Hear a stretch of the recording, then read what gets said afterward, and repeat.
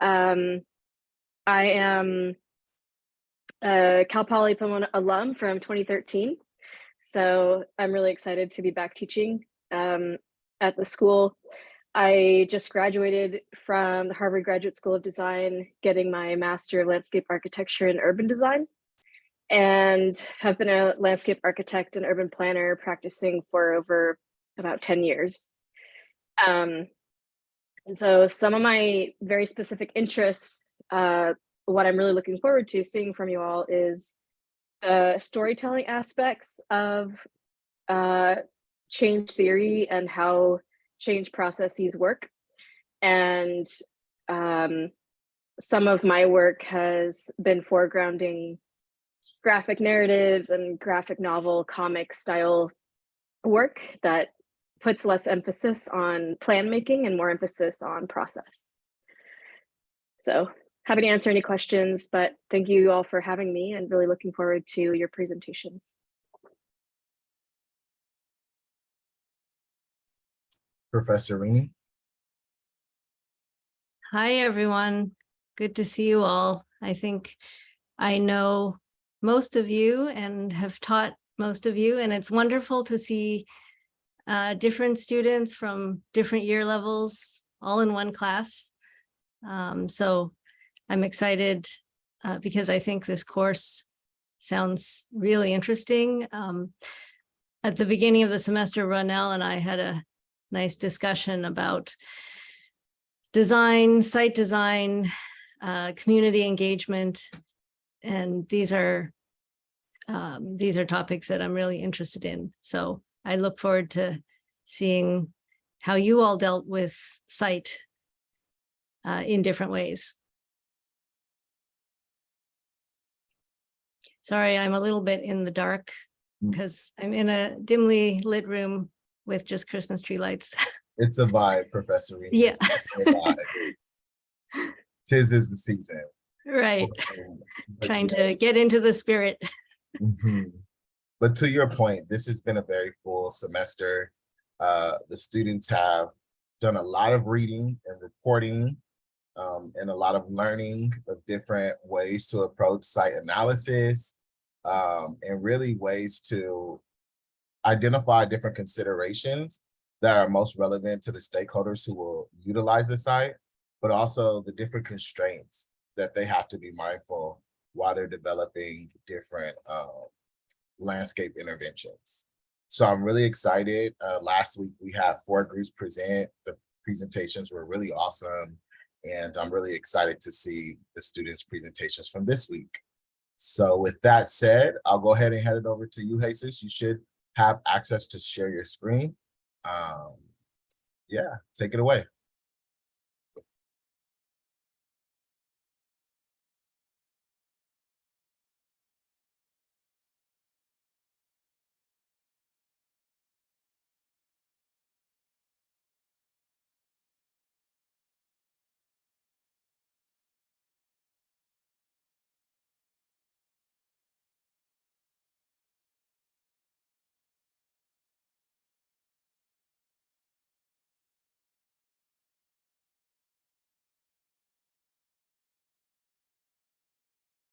Do you guys hear me?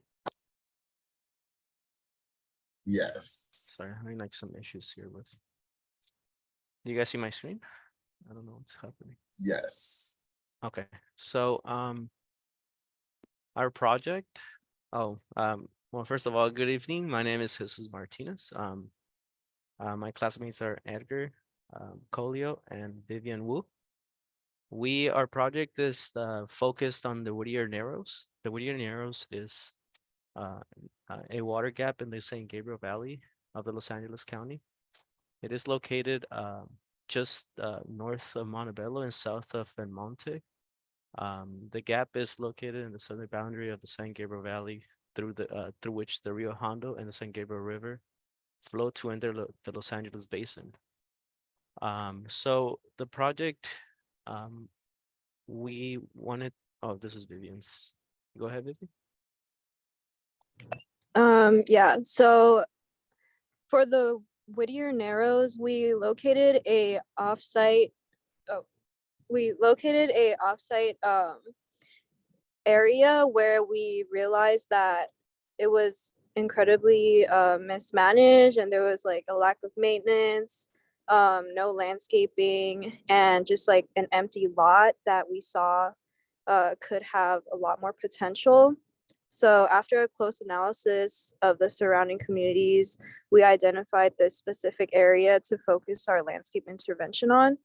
And through our research, and community interviews, we realized that the residents currently use this site as a lookout to view city lights, and it directed us for the purpose of our project to repurpose the existing dirt lot into an area where pedestrians can access this lookout in a protected way. And we also noted the constraints on where we can redirect foot traffic off Lincoln Avenue, and also allocate different areas where water can reach the landscaping and bioswale as another main focal point.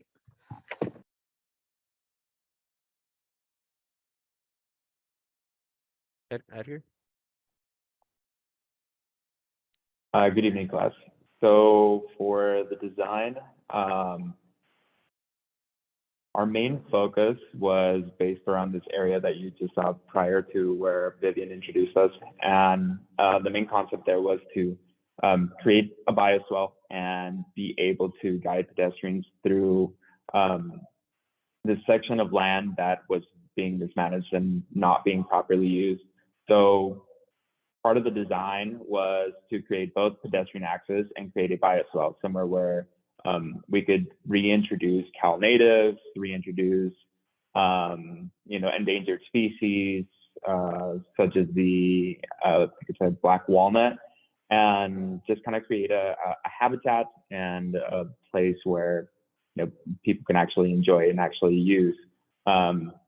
As it will follow, you will see the many reasons as to like why this makes more sense, not only because it's not being used properly and there is no vegetation at all whatsoever, but because it actually serves a purpose, a pedestrian purpose. So we created a path, we created the idea of creating paths that will lead people from the lower end of this part of the neighborhood that is going to link and connect people from the neighborhood and the community up towards the Whittier Narrows, which further up above, if you see in the silhouette of the trees, is the beginning of the trail for the Whittier Narrows. There's a parking lot at the top, and it's where most people will access the Whittier Narrows. So here you see a number of beneficial reasons why this would work. The bioswale obviously being in the center, creating permeable paths that would help in the absorption and retaining of water, areas where people can come and rest and just enjoy the outdoors, introducing California natives, as I said, so ceanothus and manzanitas.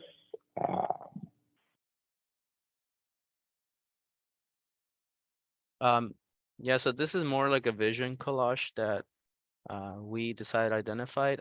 The place itself is called the Whittier Narrows, but we wanted to call this area the Whittier Lookout because through our research, we identified that many people come to this area to really enjoy the views. It is a higher up point too. This is the lower end, but up here where these people are up in the distance is where people tend to hang out and look out in the distance. But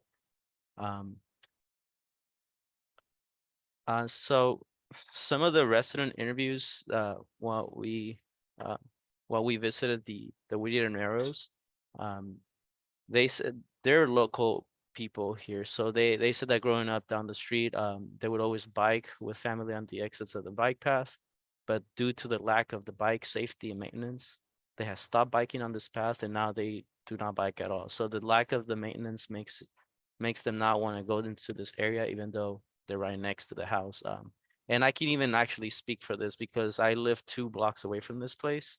And myself, I tend to not go here as much because of how dangerous it is as well. So some other person said that during the pandemic, they noticed that this area could be so much, can be so much more for the community, and they wanted access to the nature, but they could not get it here.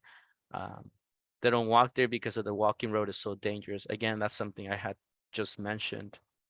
Just the walkability to this place, you'll see in the following slides, but it is quite dangerous just getting there because you have to walk right up past a dangerous road.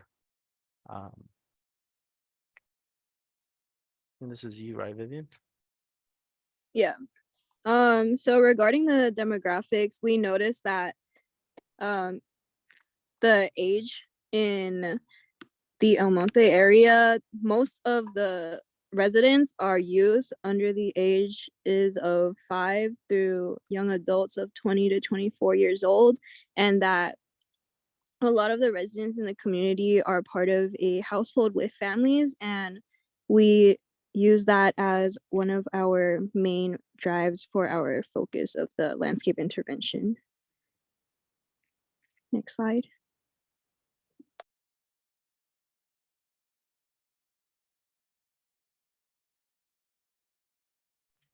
Was that you? Yeah. So regarding the demographic narrative, through our research, we noticed that because there are a lot of youth and young adults in the community, we wanted to amplify the youth voices and the importance of being outdoors and being connected with nature. And with this extension of the Whittier Narrows, we wanted to give the kids in the community access to the outdoors and connect them more with green areas and open spaces.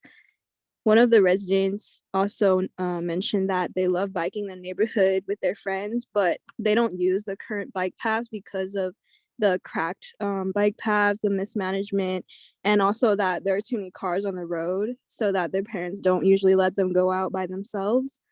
So we also noted that when we were designing our landscape intervention. Next slide. Here's our proposed new bike path. It's a collage of what we envision the area can be. So we wanted to mitigate the urban heat island effect with a lot of trees that have large shade canopies, and also attracting pollinators to the area for the native flora and fauna, and increasing the biodiversity from Whittier Narrows and extending it to this site. And also including native plants like sages, and also cleaning up the soil with juncus, rushes, and sedges. We also wanted to use planting as a protective barrier for the paved bike path instead of the like built structured bike built protection that we see often. Next slide. So for our stakeholders, as mentioned before, we really wanted to focus on the youth in the community and proposing the Whittier Lookout, where the youth can be exposed to outdoor activities and nature, and also aiming to create a safe and thriving area for both the youth and the flora and fauna. Jesus, do you want to talk about the flora and fauna? Sure. I think that's coming up next. Yeah. So, promoting native flora. We want to promote biodiversity in the Whittier locale with the nature's native species being one of our main goals. Here you will find a variety of native species that could potentially go extinct if they're not given the proper space to grow. So, and these some of the plants we identify were the toyon, the yerba santa, black sage, the cholla cactus, the prickly pear cactus, and the black walnut. And these are, some of the plants that we would like to introduce a lot more to this area. As you will see, this area is actually very deserted. So as well as promoting some of the native fauna as well. And then Whittier Lookout, which will allow, for native fauna to thrive. And this has the potential for fauna to thrive within improved ecosystems, while also allowing migrating animals or birds to have a place to rest. This also will obviously introduce as well native insects and pollinators that are the core component of how these habitats would thrive in the Whittier Lookout. So let's see. So for the design president, we looked at a number of different kinds of designs and options that we could apply for as far as it goes for the bike path. But we ended up drawing most of the inspiration from the Marguerite Parkway median in Mission Viejo, California, which its purpose served, I mean, quite evidently if you know what to look for, but it's a water-wise landscape. It's a median that has established plants that are low in water usage, help with like drought retention, but also make it a really attractive pathway also, because a lot of the way that the bike path and pedestrian pathways, they're pretty mismanaged. There's a lack of maintenance. Most of it, you can tell that it's kind of used as, you know, a way for people to just kind of throw trash. It's kind of just collecting trash, and it's a barren area. So introducing some of these dry, water-wise plants would be an excellent way to both make it very aesthetically pleasing and be able to introduce something that is both giving back to the vegetation and to the habitat in the area.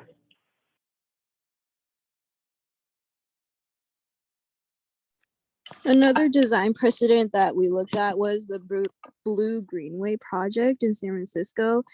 What we took from this design precedent was how they were able to do a lot of community engagement and ask what the residents of the area wanted for this project, instead of just going in and kind of pushing their own narrative and just thinking what the community want instead of asking what they wanted. So another part of this project that we really liked was that it connected the network of parks and trails that are already existing in the city, and using that as an extension of connecting the neighbors to the waterfront and serving as a catalyst for community building, and also using this project as supporting employment opportunities in the area. As mentioned before, the extension of the existing bike path on our site can be a starting point of connecting the parks and trails in the area, connecting to Whittier Narrows, and ultimately creating a larger connection for the community to access. Another design precedent that we looked at was the Marvin Broad Bike Trail rehabilitation. This is a project located in Los Angeles County, and it consists of rehabilitating segments of the Marina del Rey bike path, which ran approximately 1.3 miles. This project had the involvement of tree health and replacement strategies, as well as a replacement of eroding asphalt. The project aimed to widen the bike path and placing a buffer between traffic and bikers, pedestrians, as a means, you know, for safer bike paths. And this project aimed to improve and enhance pedestrians and bicyclist safety. So we took this as an inspiration again for what you will see, which is the bike path, the current existing bike path at the Whittier Narrows.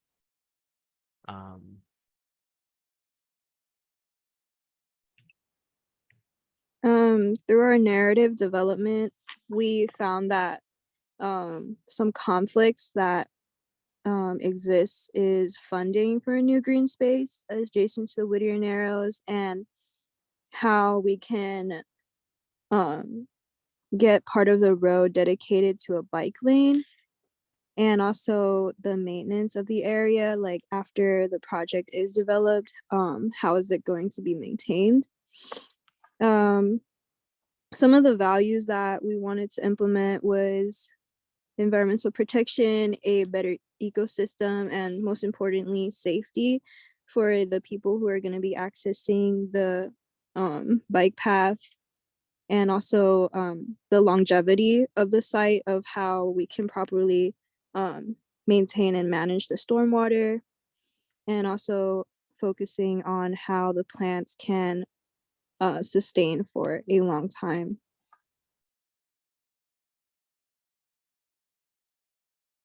So taking into consideration the needs and the comments from the community around, and being able to look at ways and different ways in which we can connect the community to the Whittier Narrows and the waterfront.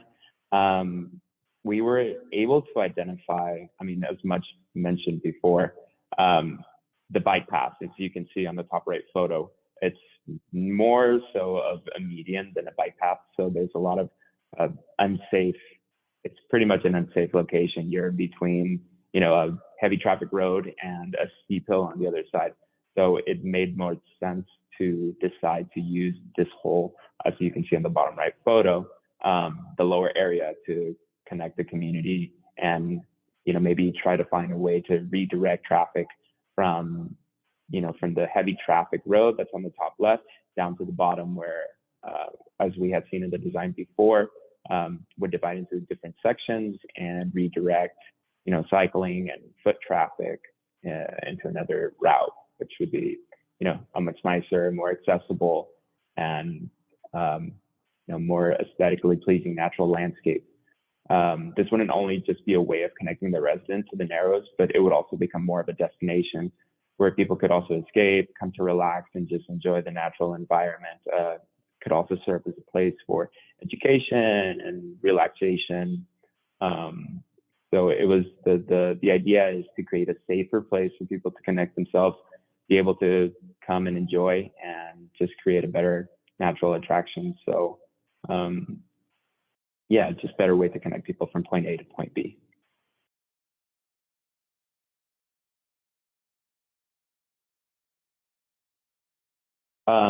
So here we see a couple examples of the lack of maintenance along the bike path, which eventually does become an actual bike path, if not being able to tell from the last photos, which didn't seem much like one.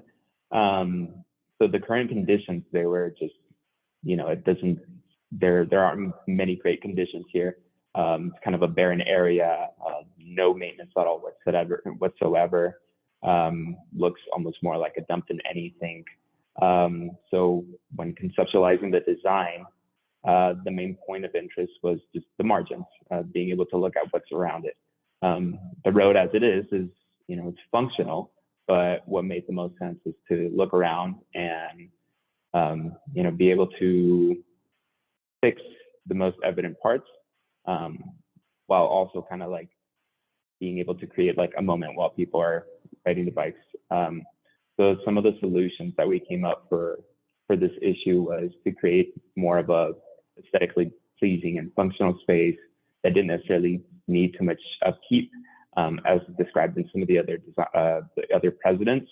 It would be a low maintenance landscape. It would be designed to use the spaces in a way that would require minimal irrigation and just minimal care. Obviously, we're going to be using any lawns, any grasses, so it would be all California natives described below.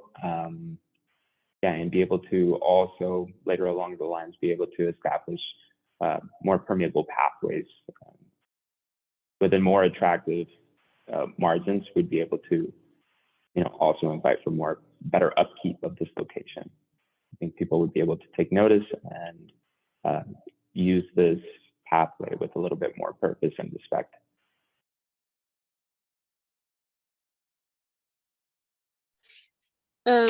Throughout our site analysis, we noticed that there was only existing dry grass, gravel, dirt, and paved road with no protection barriers, and that there was no existing shade canopy, and also plants existing at the edge of the Whittier Narrows. Next. We also did a quick sun path analysis as research to where we could decide on what plants can thrive in this area. So we just noted the summer and winter sun path patterns. So the Rio Hondo River Trail, you know, it is located here in again, just south of El Monte. And the bike path that we're identifying is from this area over here to following the red and coming along here. So currently the way people access the the Whittier Narrows Lookout, as we called it, is in this area where there's a parking lot, but the only way to really get there safely would be by car. Where you see this dash line here is where people typically walk along the side, the road, but this Lincoln Avenue, excuse me, is a very high traffic area with vehicular traffic. And as you saw earlier from one of our images, somebody was walking right along the road, and that's why we would like to divert foot traffic more into the side and have a buffer of like a green buffer between the road and that walking path to the Whittier Lookout, and so that people could access the bike path, which is in red again. So we could improve the edge of the existing bike path with native plants that will make it more attractive to residents, and this will also lure in more native animal species. This improvement of the bike path will activate the current bike path and welcome the community to a natural, diverse landscape. Some of the activities that would be promoted again would be like dog walking, horseback riding, mountain biking, hiking, and walking along this the path. It's not primarily used for biking. People tend to use this bike path as other means. So, but it's not safely accessible at this moment. So as you can see here in this topographic map, this would be a higher point from these two adjacent areas. So that higher point where the bike path is here and along this red dashed line is, it's filled with like many viewing points. And that's why this area is very looked out after, like this area here. This is the bike path, and you can literally look out to towards the south and see the vast of Montebello, and towards the left in which you will see the rest of El Monte. The Whittier Lookout has the potential to be a place where neighbors and visitors can get away from the busy pace of the city life. Not many people are seen again now walking the lookout, even though it has great views. But I think it has to do with the accessibility and like why people don't have access to it. Yeah, so continuing with the bike path, some of the concept that we decided was based off of the fact that people park above. There is a parking lot where people can access, what people would be accessing the Whittier Lookout, which is a design, but the parking lot serves as a way for people to pull off the road and access the Whittier Narrows. To continue on that, the bike path that we decided on that would start located at the top of Lincoln Avenue and would run southeast and eventually meet with the Whittier Narrows Dam, which you can see is the arrow points, slightly downward sloped. And this would be a way for people to be able to extend their rides along the dam. This would be a way to direct people towards Long Beach and be able to extend the path. So alternatively, there would be two paths. There would be the one at the very top that would start at the parking lot, and then there would be one that would start at the bottom of the Whittier Lookout, which is the dirt lot that you can see that runs slightly to the left of the red arrows. And then that would work as an alternate bike path. The reason for creating a secondary pedestrian or bike path is to do just that, be able to separate traffic, and then also be able to continue on that landscape and be able to establish more plants and be able to establish a little bit more of the natural landscape all along the edges, because that is also a very steep slope. So it not only serves as like an aesthetic and multi-environmental functional garden that you could view both from the bottom and the top, but it also establishes a path that creates a sense of safety and creates recreational and functional and environmentally friendly spaces for pedestrians, while giving them an option for a safer and alternative route. Essentially, this idea was to be able to give people an option and show them that there is a route in which you can continue a safer ride. So the lookout, walkway, and view angles, again, going back to this image, you know, the accessibility to the lookout is very dangerous at this moment. People walking or biking to the lookout, you know, are currently within just feet of that traffic. And so pedestrians tend to walk along this road to the lookout. Other than walking to the road, visitors can also arrive at the lookout by vehicle, but this is again, this is like a panorama view of those views. There's the parking here, and you can look down into that area that we would like to develop. This area here is down here, and this parking lot is up here. So you can see we're at a higher grade over here. We took this picture while standing up here. Yeah, this is again the existing walking pathway that we would like to kind of like get people away from.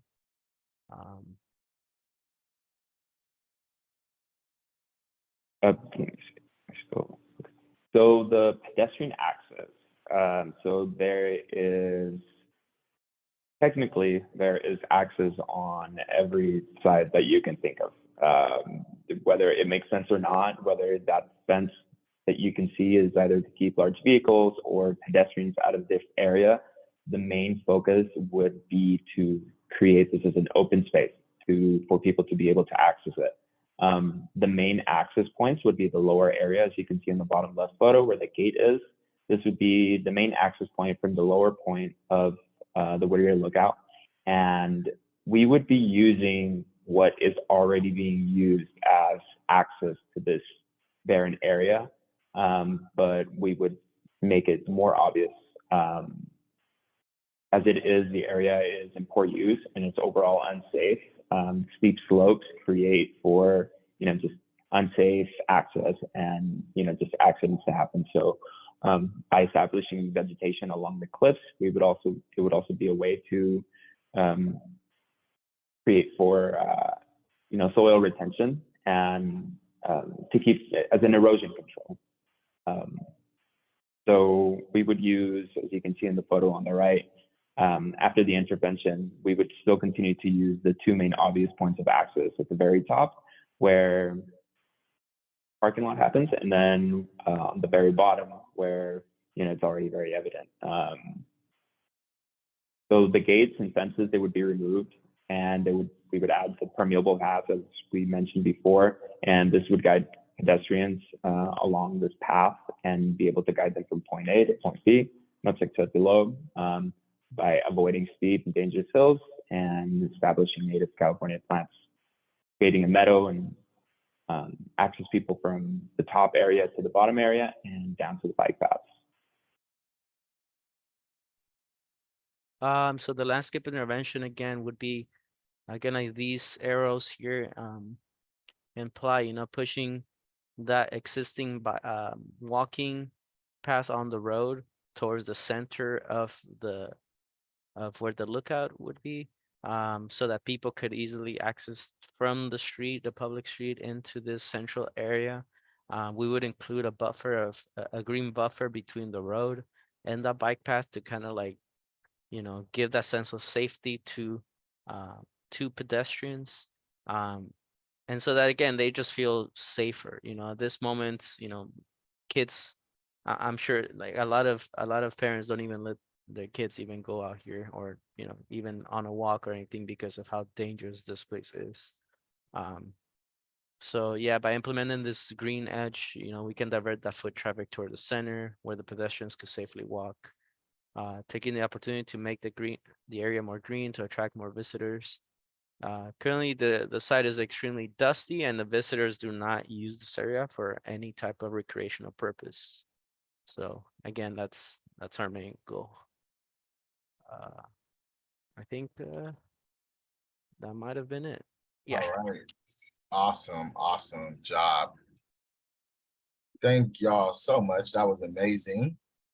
I'll go ahead and kick us off. This was really great. I thought it was a very thorough presentation. Just some feedback off off tops, this was very, very thorough.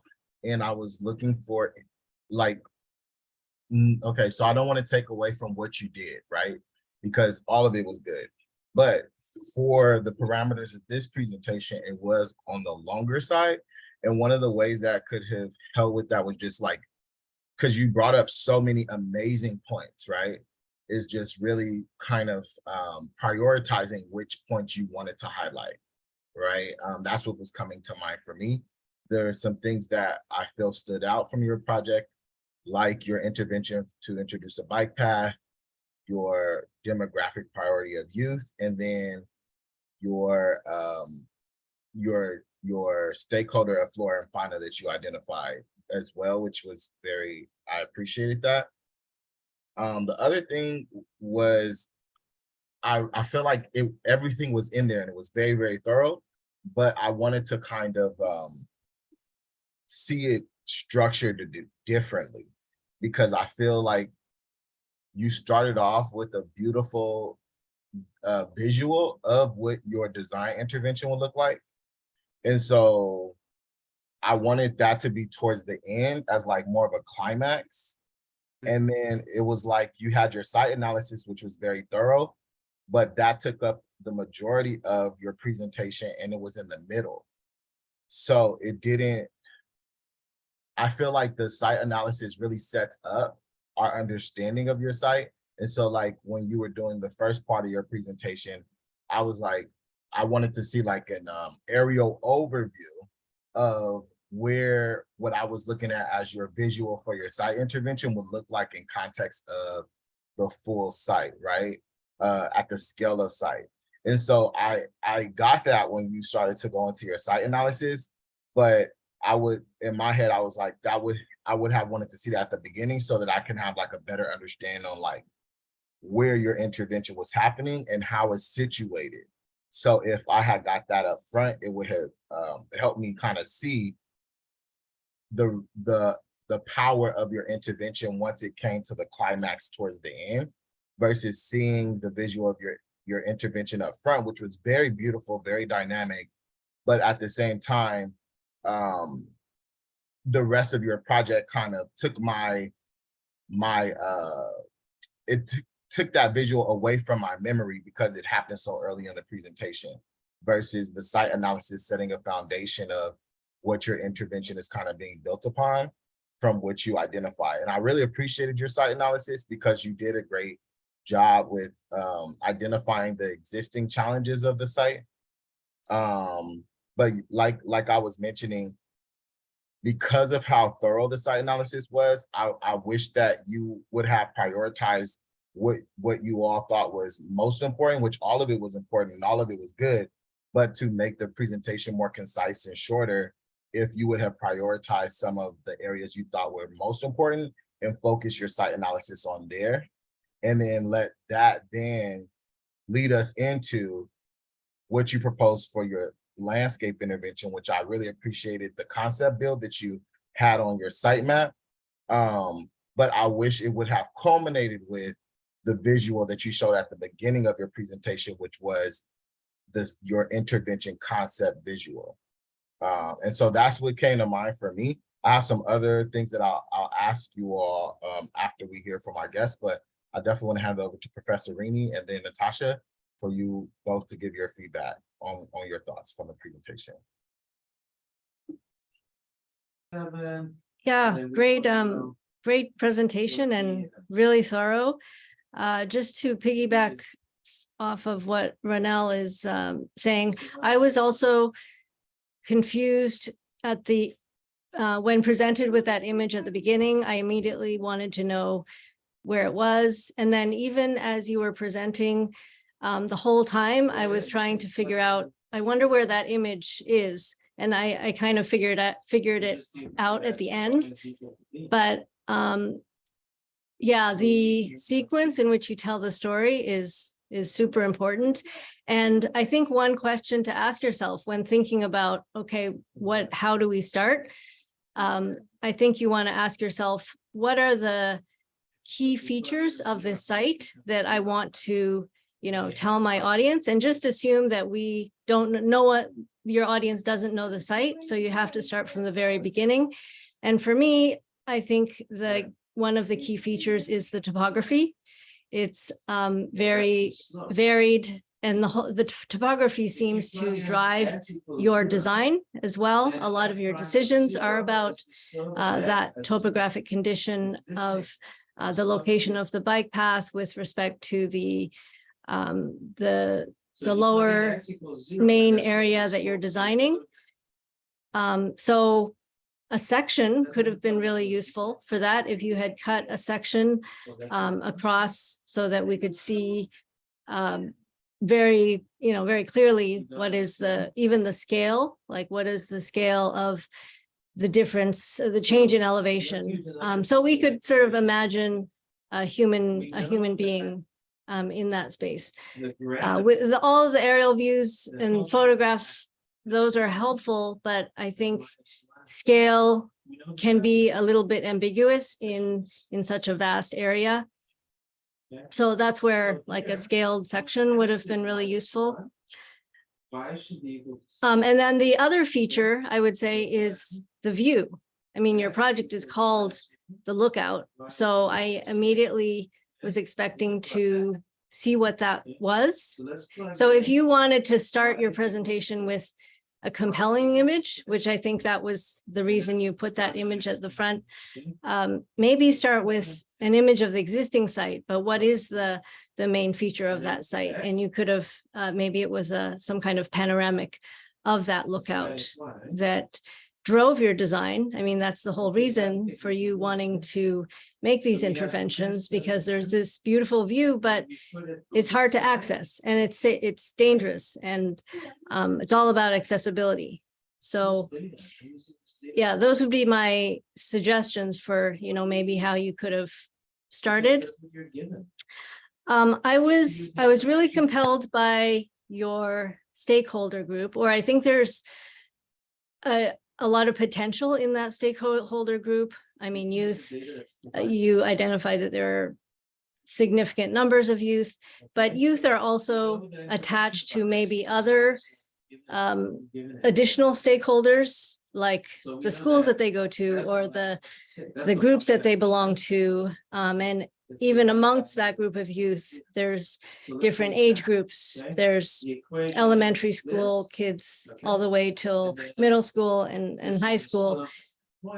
So maybe understanding spatially, like where those groups, what their daily life looks like. I mean, where do they go to school? So a map of schools in the area that could, paint a bigger picture of not only how, you can imagine them going from school to the site, but open up other possibilities. Like, can the school itself be a partner?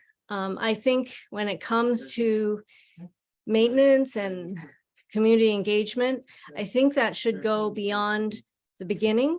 Like, it's not just asking the community what they want, but that has to be an ongoing process. And remember that landscapes don't just appear, boom. Plants are small. You have to plant them. They take time to grow and they evolve. And then, as you mentioned many times, they have to be maintained. And you brought up the big question of who is going to do that, who's going to pay for it. And that's clearly an issue, but one possibility is to think about multiple partners that might have some degree of agency, like an institution that could, maybe they have some funding that could help establish some maintenance programs.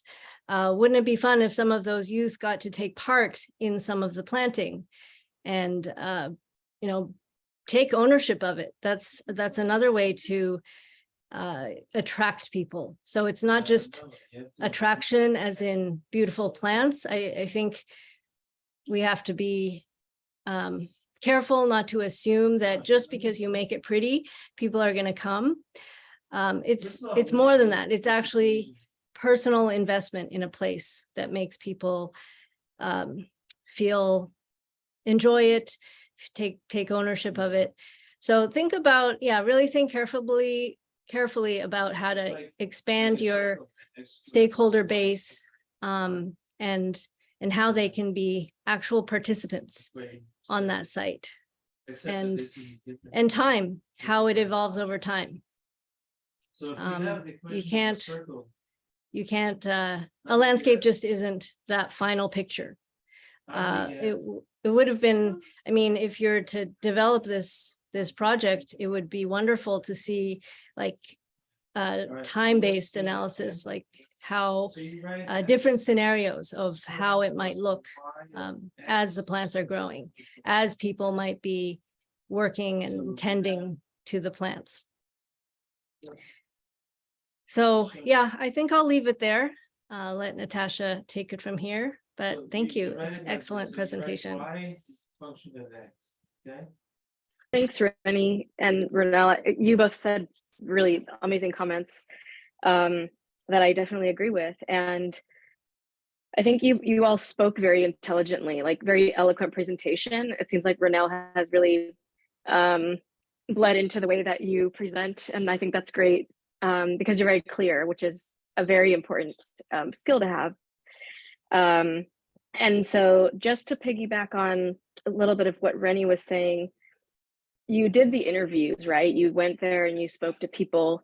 And so one way that you can bring in those people to a project is there's 3 of you on a team, and you can have one person taking photos of those people or of your teammates talking to those people, because you used a lot of great aerial imagery from Google, and that brings it to very site specific terms, which is really good.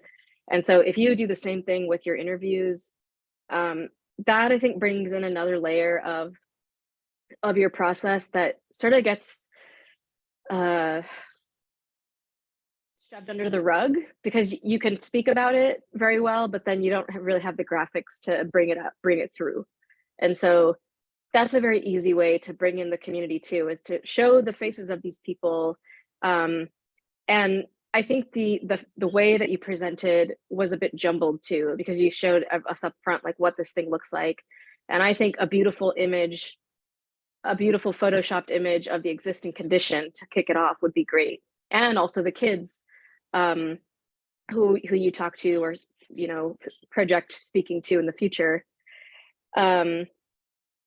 I love the idea of involving the youth, because the youthful people have so many good ideas and just like creative energies that we don't have as adults oftentimes. And so touching on what Rennie said, I think hitting home why it's important to involve youth, because it's both an educational tool, but it's this like generational handing down the baton sort of thing. Like, why is biking important? Why is it important to use low cost maintenance tools and sustainability in the landscape? And so those are all things that you can tie in with bringing in young people.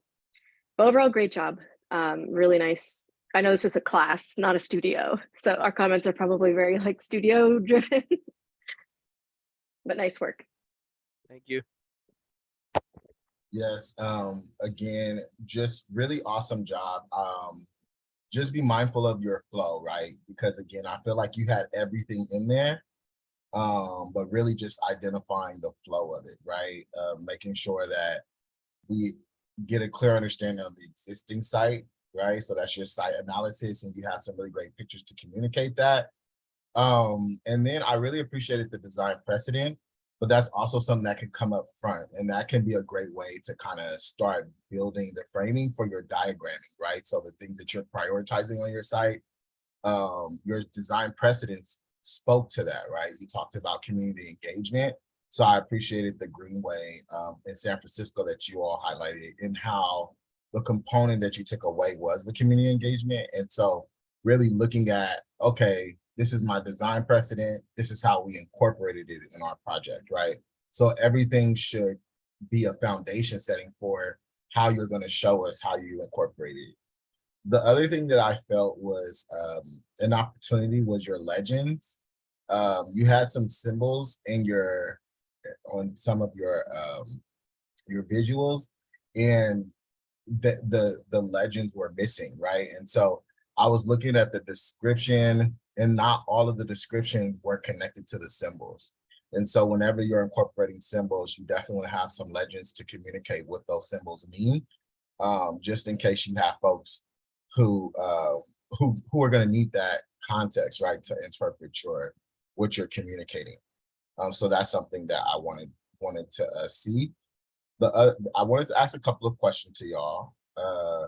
What would you say was the reading that resonated most with you and that you feel informed your project the most? Jesus, you can answer that question. Yeah, so I think I think the reading that stands out to me the most, I think it's called the Design for Accessibility reading. Because we want to be we wanted to design this place to be as inclusive as possible for anybody, really, and not just that, but also to have a safe path of travel to the site. So that was literally our main concern with this project. We wanted to make it accessible for everybody, making sure it's safe for for pedestrians and even for vehicular traffic, because having people walking next to the road like that, it's not as safe with pedestrians, but people driving can also be distracted, and so that's the reading that I really Thank you, Jesus. think What stood out about to you, Vivian?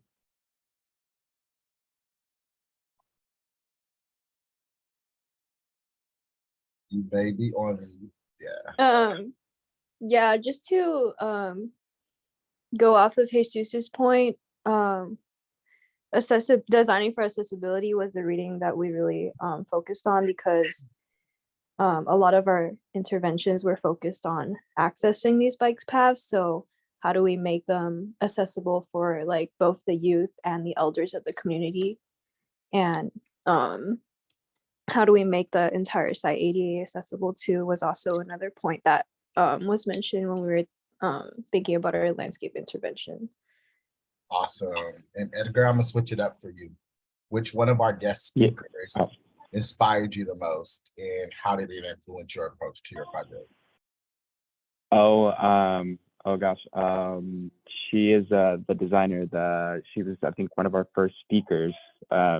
She introduced us to the landscape that she did at her house initially.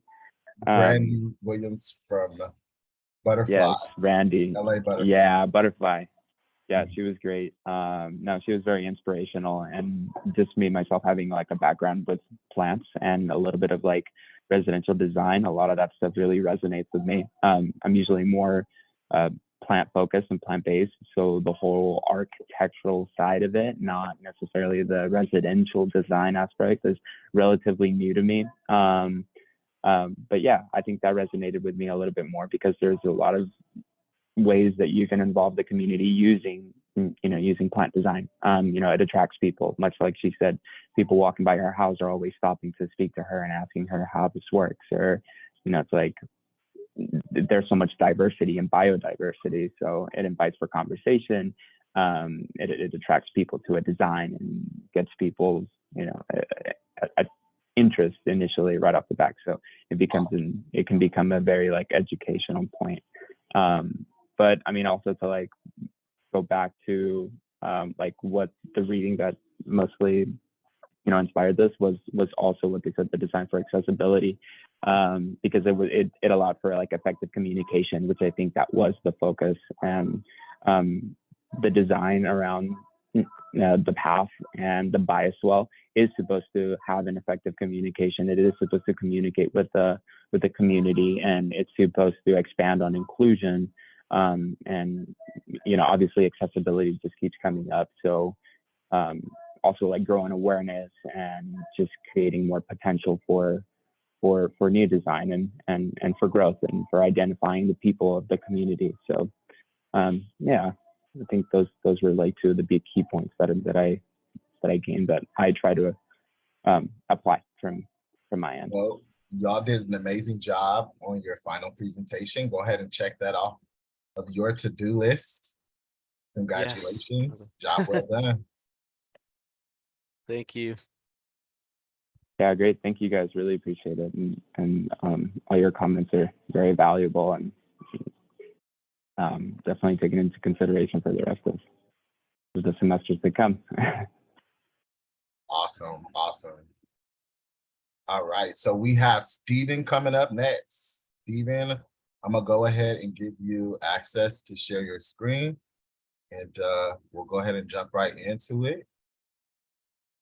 Let's see, Stephen, where are you? There you are. Go here. All right, take it away, Stephen. All right, hello. Can everyone like hear me all right?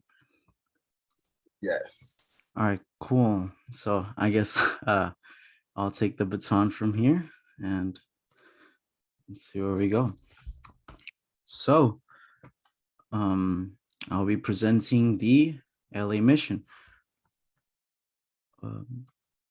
I'll be presenting the LA mission, which is one of the field trips sites that we went to.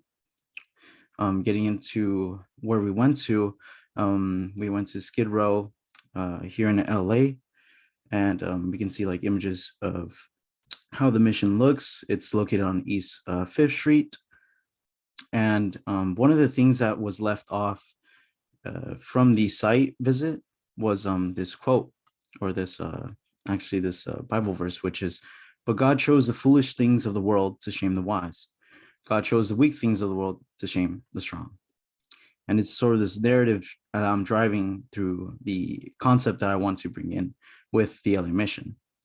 And the solutions that I want to bring with this concept is this connections with the disconnections, because the site has Skid Row is just known as really, it is the largest homeless encampment in the United States. But more than that, it's just a misrepresentation and of lack of social mobility here and really on site. And the way that we can connect them is through, accurate representation, safety nets, and an abrasive local system. But the challenge is, again, systemic oppression, lack of support for economic mobility, mental health, and housing, which will be touched upon in a historical context to back this up.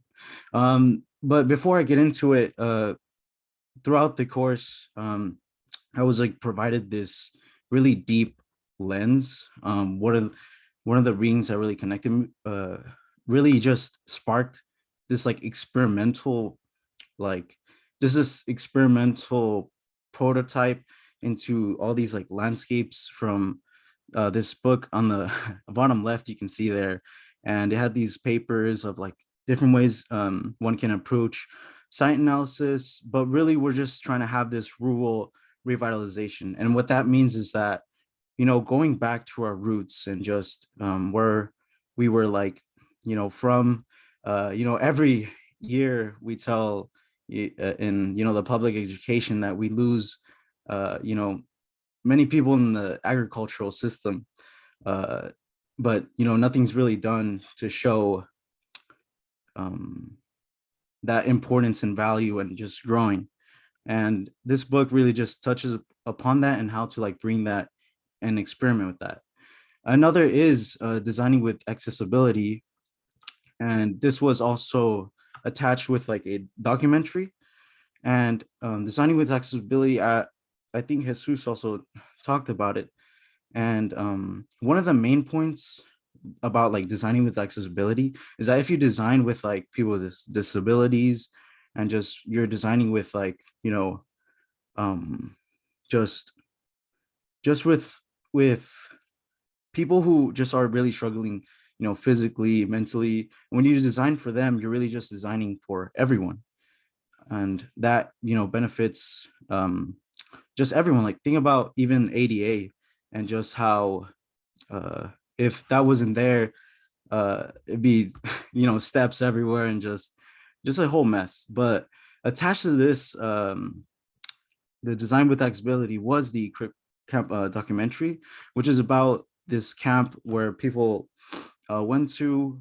In summary, like it was just this paradise and just this designed and community where people with disabilities and just everyone, it was very equitable and just really connected. And this is right before, you know, ADA really came into place, so this sort of drove that, because just everyone was at this one camp, like everyone just came there, and it was this paradise for people who are disabled, because really, like, they're when they were talking about how they were looked from society, they were saying that they were like pushed away, like like one really hard point was that, you know, they wish that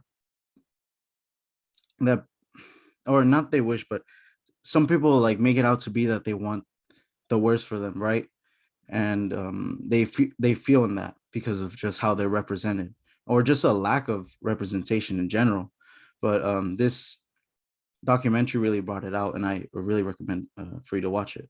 And getting into like the presidents, one of them is this site that was just a conceptual of creating outdoor sheltered spaces, and you know, for homeless people or just people in general to interact with them and just embrace that open space.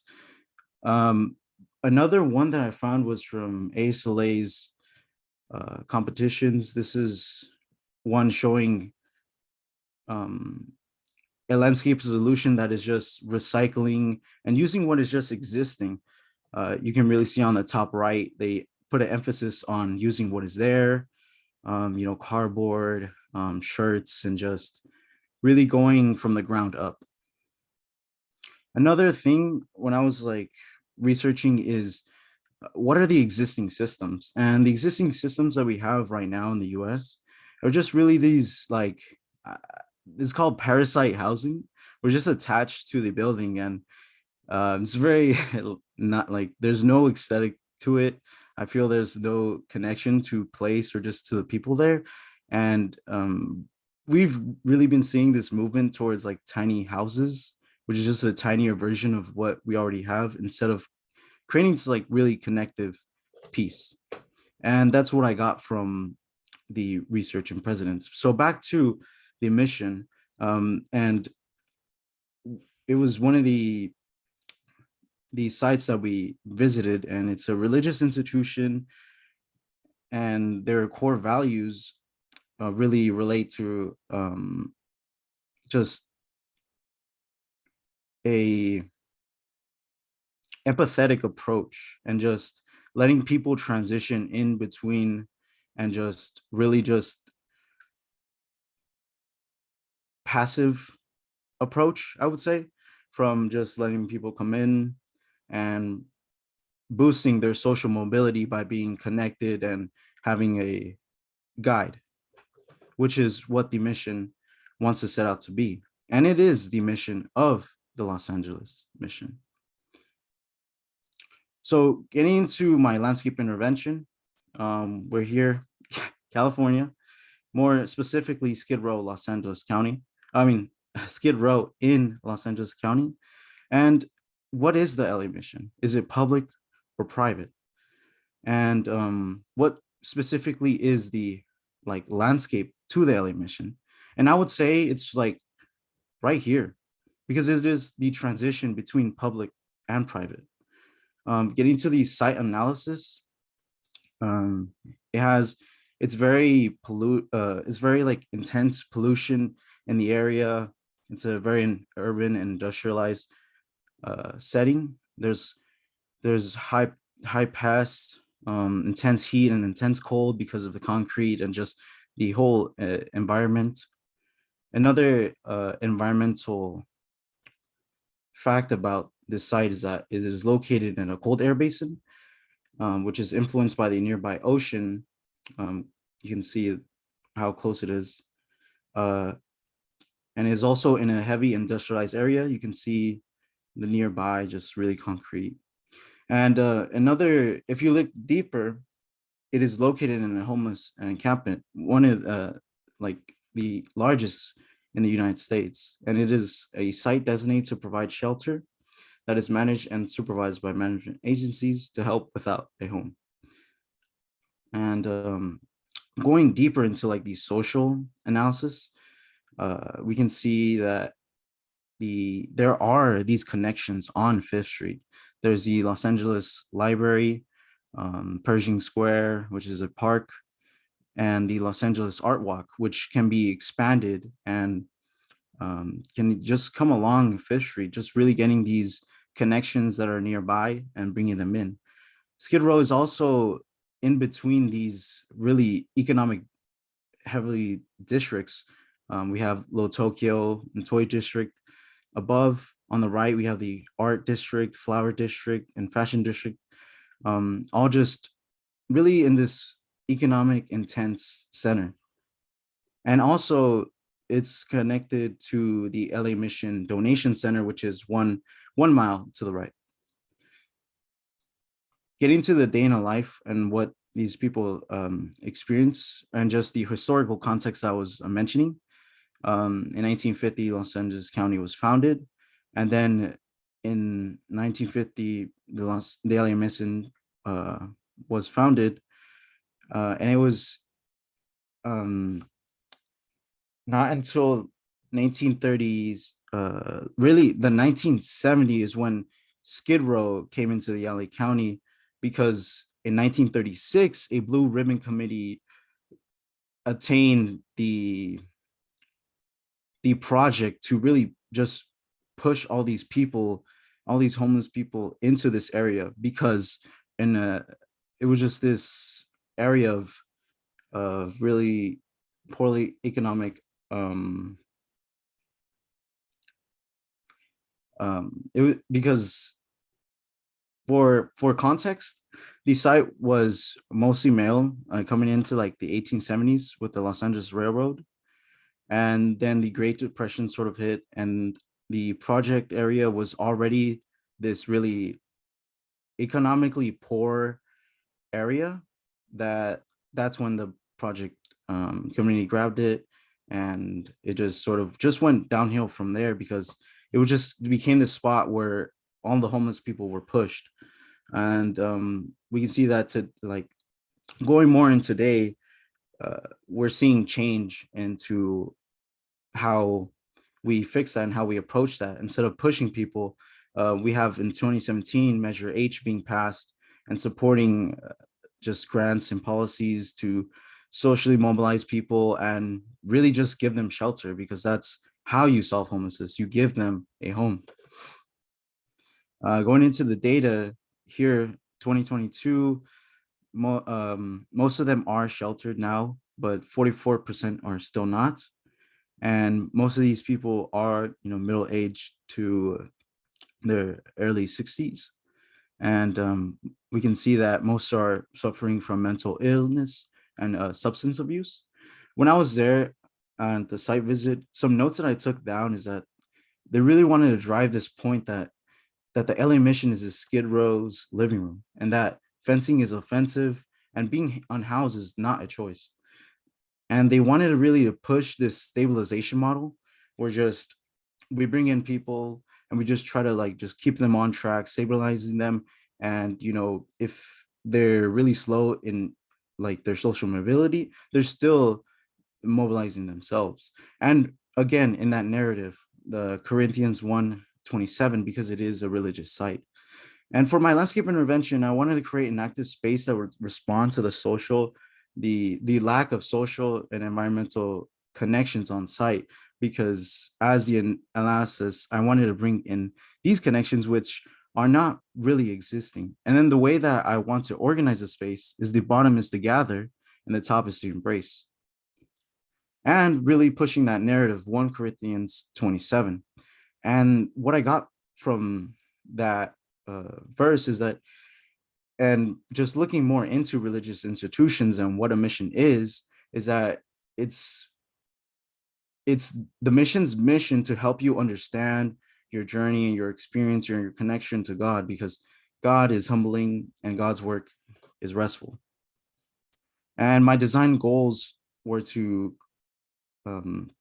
create a more maximized outdoor space because of the lack of our existing systems. So my landscape interpretation is a blessing not in disguise. And here's just a conceptual image of what I want to bring, really embracing and gathering and just creating the mission as just this angel that just has saved Skid Row. Back to the site president that I'm using, which is just using what is there, recycling, reduce, reuse, recycle. And here it is, my landscape intervention, was to embrace and to gather by creating an abrasive green roof system, and also using the lower space to gather. And here's a elevation on the bottom right and how it's being viewed from Fifth Street.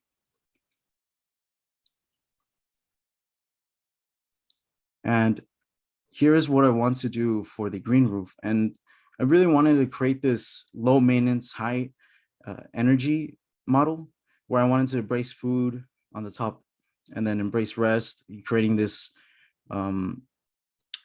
just creating this really embracive area where people can come together, maybe nap, have a Bible study, and, grow food. Some materials that I also want to put on site is like solar panels, and really just using the green roofs to its fullest, because in the long term, it is more beneficial to have a green roof than to not. Going more towards the lower part. Okay. Let me just stop the share and change, because I didn't know that this was going to happen, but let me just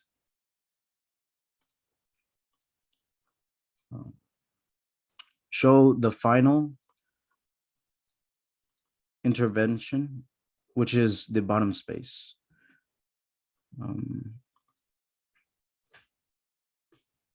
Okay. My apologies. But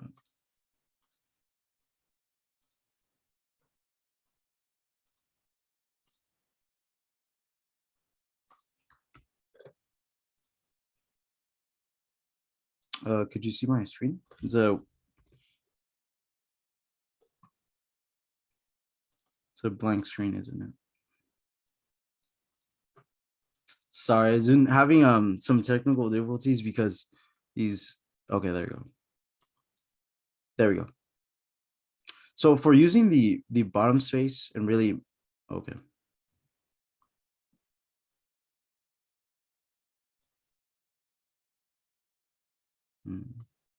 So for using the bottom space, I really wanted to bring those connections that are nearby. Again, the flower district, the library. Can everyone hear me all right? Did I cut off during that part? Okay. Really just bringing in those connections, the library, bringing the knowledge and bringing people with like flowers, and just another thing I forgot to mention is that the site is very just concreted. Why is it? Oh. The site is very concrete, and and the site environmentally is just acceptable to very cold and intense heat temperatures, that by reducing the concrete and bringing out the green space, it will help lower the intensity.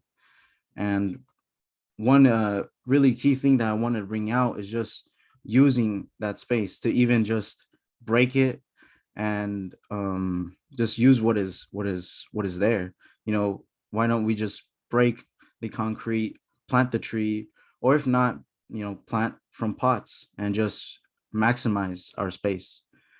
So this has been my landscape intervention and my project, which is the Los Angeles Mission, a blessing not in disguise.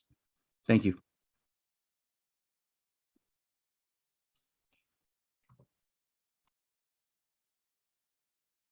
Awesome, Stephen. I was looking forward to your presentation, especially because it was doing an intervention on one of the sites that we visited. You didn't disappoint, so awesome job. I really appreciated the creativity that you presented in your project. I feel it really shows your creative outlook and your creative interpretation of what we learned this semester. One of the things that came to mind was something that our guests brought up last week, specifically as it relates to the different landscape interventions that you're doing, specifically the different types of flora and fauna, or the different types of flora that you're introducing. So last week, one of our guests talked about making sure your visuals are representative of the specific flora that you plan to introduce, and that the different considerations of that specific flora, how it will be impacted by your site. For example, the ways that it changes throughout the year. Is it a perennial, or is it does it bloom year round, for example? So I wanted to ask you, with the different visuals you presented and the flora that you had depicted, was there any considerations that went into the types of flora that you identified for your site, and how it would be impacted? For example, you were talking about the urban heat island site, how the site is impacted by the urban heat island effect. So how did that play into the types of flora considerations you made? And did you depict that visually?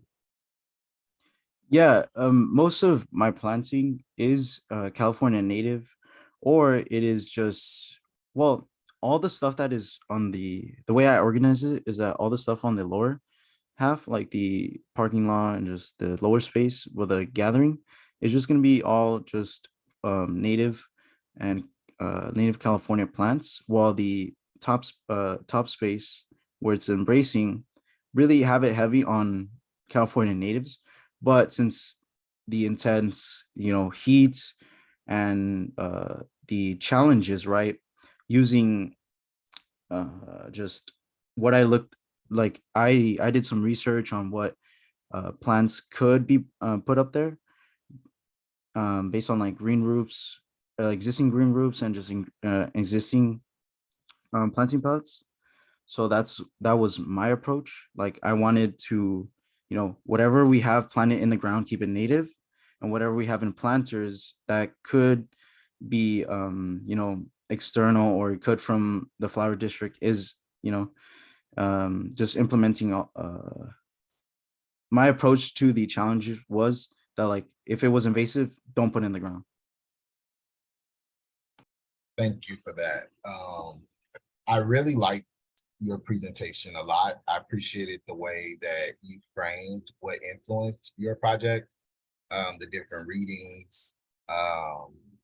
One of the things that I wanted to, I guess, offer is, because you are so creative, you definitely want to make sure that your creativity is enhancing your message, right? And so one of the slides that you had, I think it was the slide that you were identifying the lack of porosity of the site. And so with that component, I feel that the way that you communicated that visually was amazing creatively, but it was somewhat of a distraction of what the site, how it played on site, right? Because I believe you had, I want to say, a visual of like water, and it was on top of your site map. And I think that that was a creative way to communicate the lack of porosity of site, but it completely covered your site. So I wasn't able to see your site at all. And so I think that works and it did communicate it, but it took me a while to kind of see that it was on top of your site. And so maybe if you could make that visual opaque, right? And then also maybe like, because you were talking about the porosity, so that was great. But again, like having some type of features so it doesn't kind of distract from the fact that you were communicating that lack of porosity on top of site. Because again, I feel like the image was so big that it completely covered the site. And I was a little lost for a second. And so my feedback is definitely keep your creativity. I think it adds something unique to your project, but also make sure that your creative elements are enhancing your message and doesn't distract from it. Okay, thank you. I really appreciate that, and I didn't notice that until you said it. And the way that I interpret it is like I have to pay attention to how I'm layering my stuff and not let one thing overpower it. But if I want to overpower it, I have to have like a reason for that. So thank you. All right, let's start with you, Natasha. Sure. Yeah. I think a great presentation overall. I think that, as Renelle said, the creativeness really came out, and I think you did a great job with the really bringing the narrative through and the storytelling aspect. And I guess what like troubles me a bit is that there's the LA mission, there are the people of Skid Row, right? And so there is, I think, a layer of, and because it is Skid Row, um, maybe there's some difficulty understanding or figuring out how do I get into this community, right? And that's just something that I've heard come up from my students as well who were studying Skid Row. But I guess in the imaging of it, in the collages that you did, they were very colorful and very sort of not of the place to me. And so I wonder how you can, I guess, just more effectively do that, because the precedent that you had, that was, I think it was the ASLA competition project that was showing, ways of using cardboard and waste and this whole idea of reuse. I wonder if there's some element of what people's living situations are within Skid Row and within the tents in Skid Row, inside and outside of the tents. But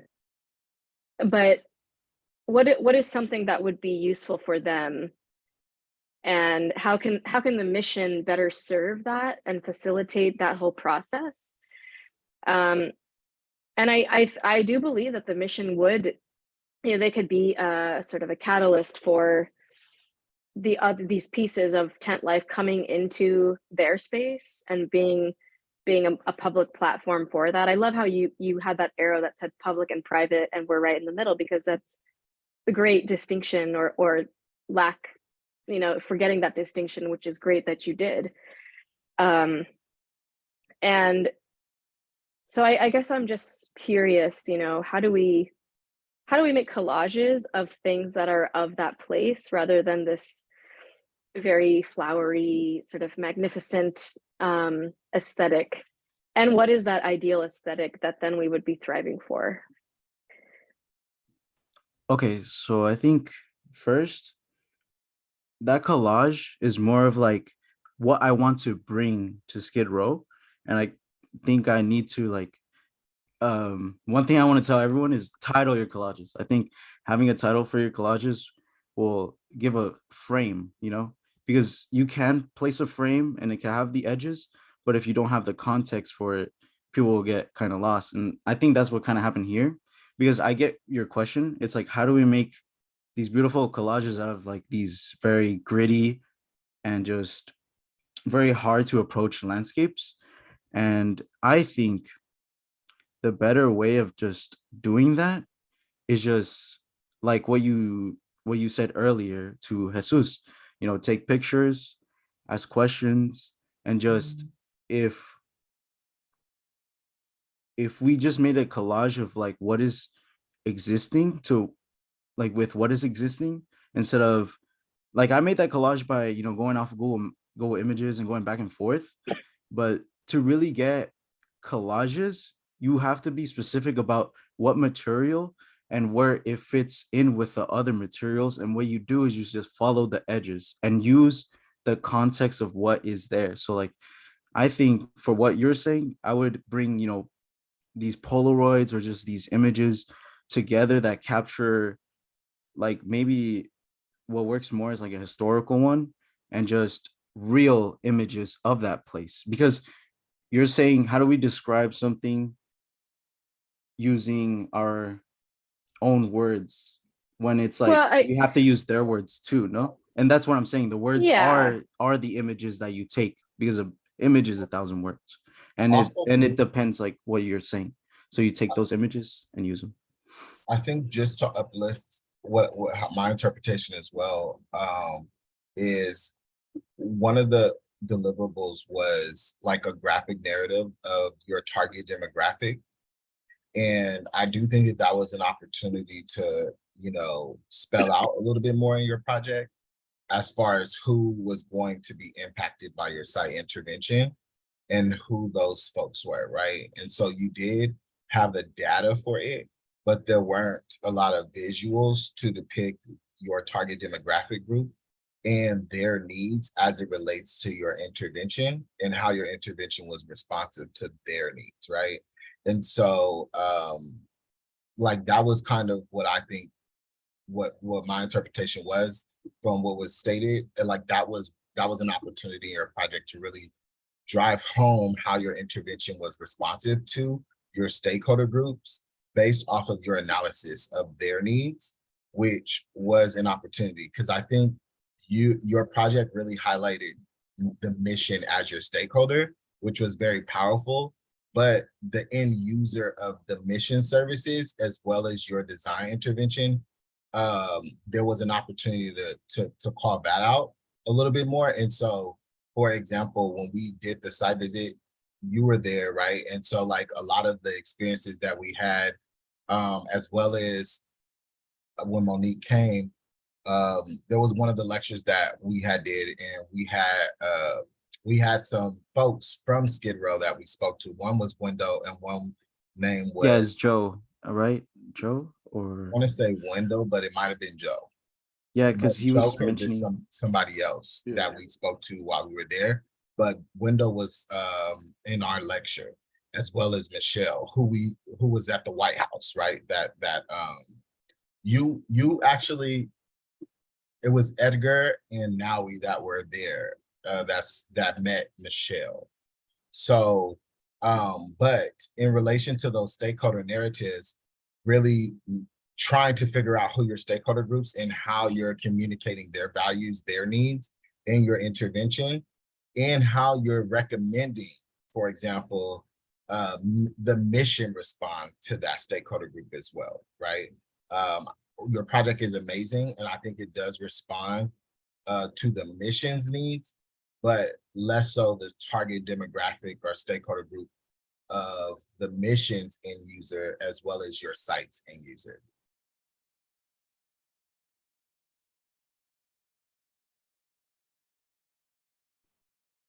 So I'll jump in here. Stephen, I really enjoyed your presentation. It was, it was very compelling right from the beginning. I particularly appreciated that you brought in the readings, the movie, things that you did during the studio. It just gave us all a good window into the studio process, but it also, tells us that that was part of, your thinking, that you were taking that initial research and folding it in, or at least attempting to fold it into your design process. And and it just made me curious where you were gonna go with it. I also would commend you because, just for tackling this very challenging issue of homelessness. That's always huge. And it's is very, very current and timely. And I think there's never enough, there can never be enough kind of thinking to go into that. So I'm glad you're tackling it. In terms of, I guess, the previous Natasha's comment about collage and how to do something true to the site. I think this is an issue in general in design, because you all have so much access to imagery from all over the place. And a lot of that all over the place imagery, of course, is not site-based. It's just from Google, a Google search. So I mean, the fact that you guys visited, that's good to know. I think it would have been a good challenge for you, even just to say to yourself, I am only going to use material from my visit, whether that's photographs. Even I would have loved to hear more voices, like what did they say? I mean, that could even, because it's a collage, which is loose. I saw your collages. I mean, I like them because of their looseness, they didn't feel like they wanted to be a finished, perfect perspective type of photo montage. They were meant to be like fragments. And maybe that's how you treat it. You take fragments from your site visit, and that could even include little quotes, and put it all in there. And maybe there's multiple. And I think if you make multiple, it makes it less like, oh, here's my big idea. Because the way you presented it, even at the end, when you're saying, well, if the plants can't go in the ground, they could be in pots. There's a certain, just go with the flow kind of design. Like, it depends on what happens. And maybe that's the attitude of this design project. I mean, there was no, as far as I can see, obligation to come up with like the perfect design solution. It's more about, how do I make some visuals that represent where I am and in this process. So embrace process. I think that's the good thing about this not being a design studio. It seems that the deliverables were, pretty open-ended. There were some criteria, but it's not like a design studio where you have to produce, plan, section, elevation, your typical set of deliverables. So this is a good course to play and explore. I think it's an opportunity to really go deep into the process and, even new ways of representing a project. How do you talk about like critical issues or difficult issues like homelessness, social mobility, mental health? Yeah, so I think your project gave me a lot of food for thought, and that's a good thing. So keep on thinking along this path. Thank you so much for that, Rainey. Especially uplifting the focus on process, right? The idea was for them to develop a prototype of how they would approach site analysis, site reading, and develop a concept for a design intervention that they can explore more technically, right, in the design studio. But like you said, this course was an opportunity to have them investigate how would they develop a process for a landscape intervention. And I think that was a great framing, the way that you articulated that. Because you really did a great job, Stephen, talking about the books, right, that inspired your project. I want to ask you about our guest speakers, right? Which one of our guest speakers inspired you the most this semester, and how did you incorporate that inspiration into your project? I really think Garden Butterfly, or I really thank her because it's just really honed in that like we should plant native and we should work with existing materials, right? And I still really like follow her page and still like interact with her content, And I just really am just inspired to be ambitious with my planting, and as well as how that planting is involved with the client, and how it's involved in the just presentation. Like, how are you gonna sell it? Because if you see her presentations, the way she like represents these plants is not that they're just there, they're there and they provide. So yeah.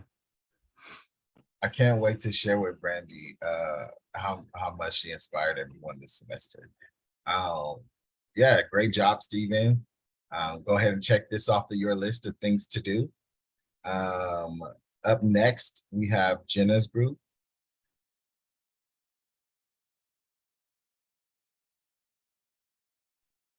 And who will be presenting their screen?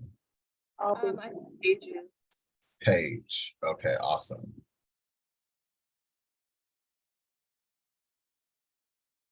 All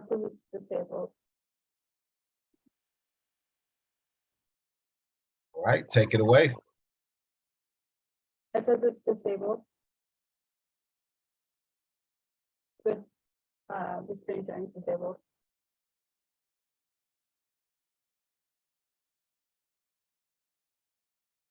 I know. Yes. Oh, it says that the screen sharing is disabled. Okay. I'm gonna try to do it again. There we go. And this is for Paige, correct? It should allow you to share. Yeah, thank you.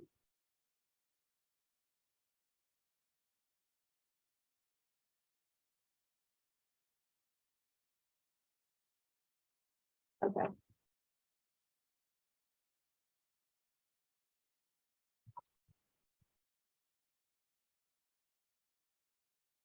Ryan, you want to start us off?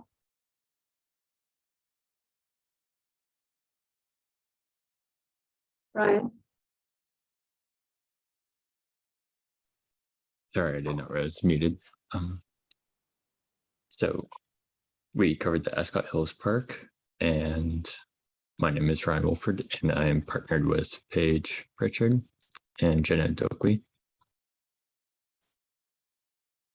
Initially, the Ascot Hills Park was an area that was burned so as to manipulate it into becoming grassland by the Tongva who inhabited the nearby area.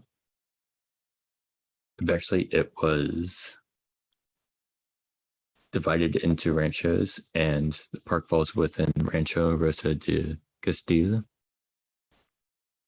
Numerous Mediterranean species were introduced for livestock grazing, which had decimated native grasses. In 1879, suburban development was rapidly expanding, and although this area remained undeveloped due to steep terrain and limited access, it was converted into a dam for 7 acres of it.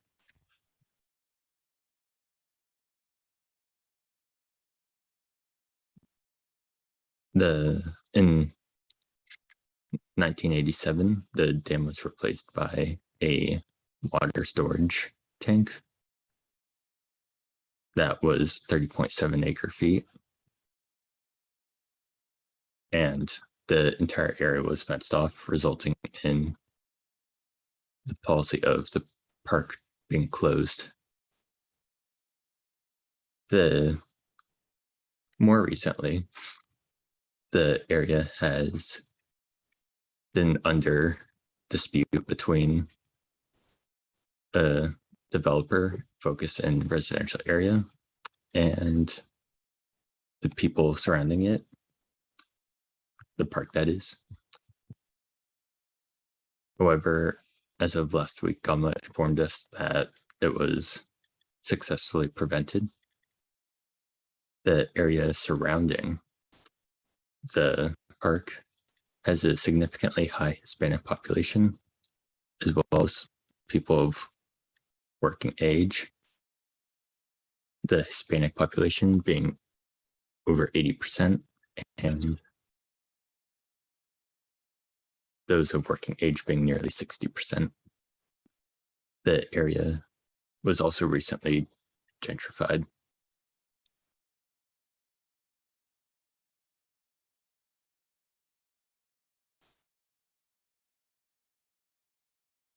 Page.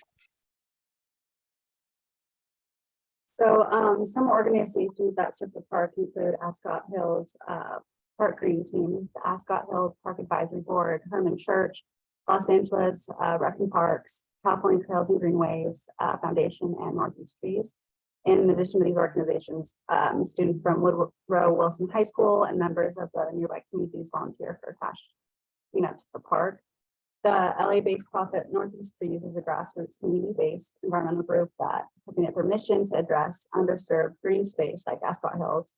And the organization has initiated a program to restore the park's natural ecosystem, improve tree canopy, and implement biophilic hydrologic systems through low-impact vegetation systems, which will mitigate water and air pollution while providing education and land stewardship opportunities to users of the park.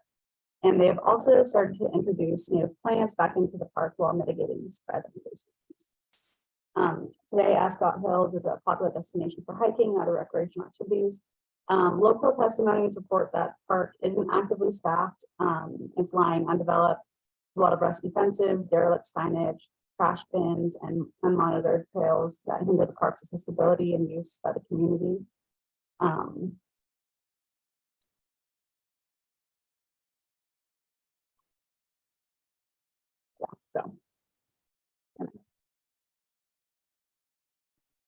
So for our landscape intervention, I used a design precedent to start off our process. So I went on a hike to a similar site that's near where I live, that has a lot of the same issues that Ascot Hills Park has, which is, Ascot Hill Park has a really big history of colonization.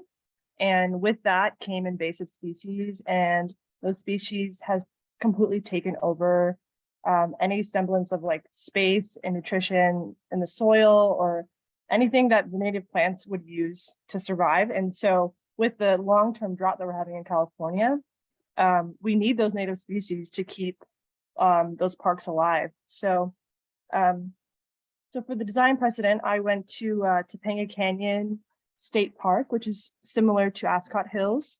And I noticed that they had this really awesome program called an Adopt a Baby Oak Tree.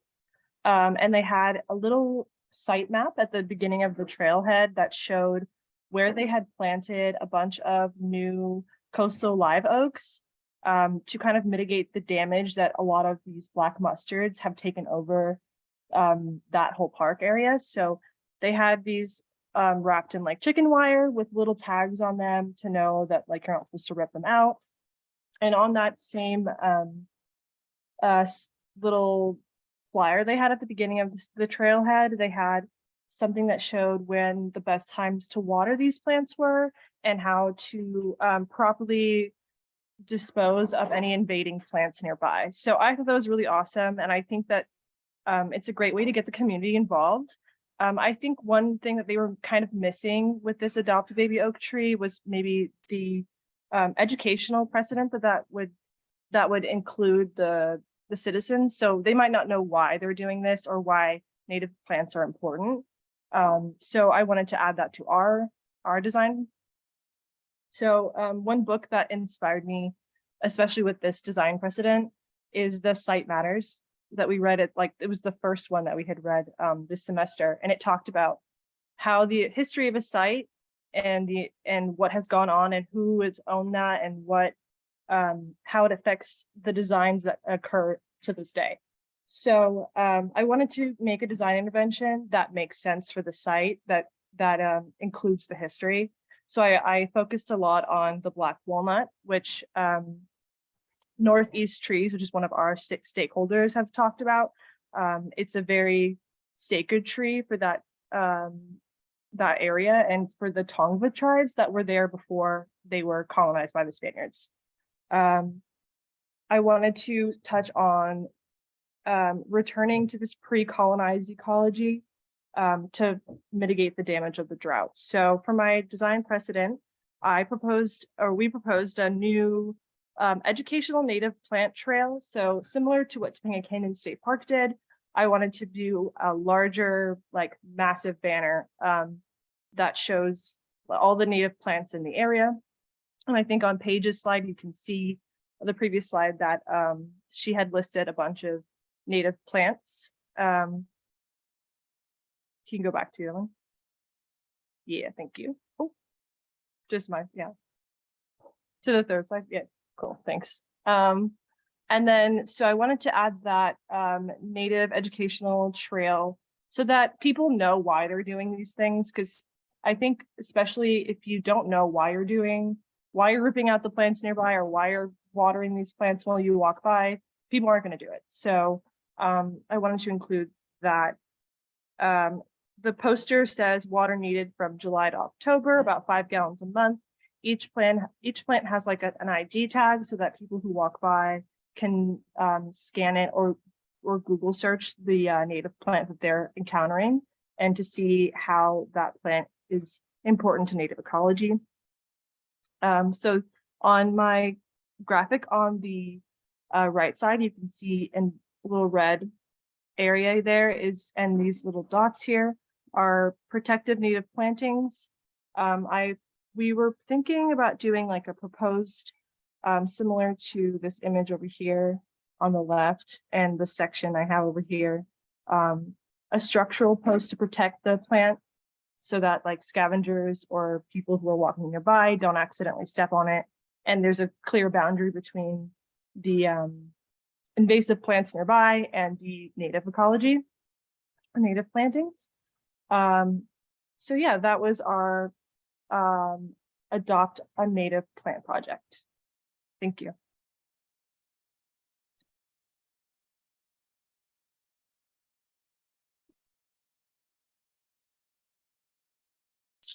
All right, so another awesome presentation. Again, I appreciate the way that you all used one of the sites that we visited. I'm gonna have to make sure that Gama gets both of those presentations.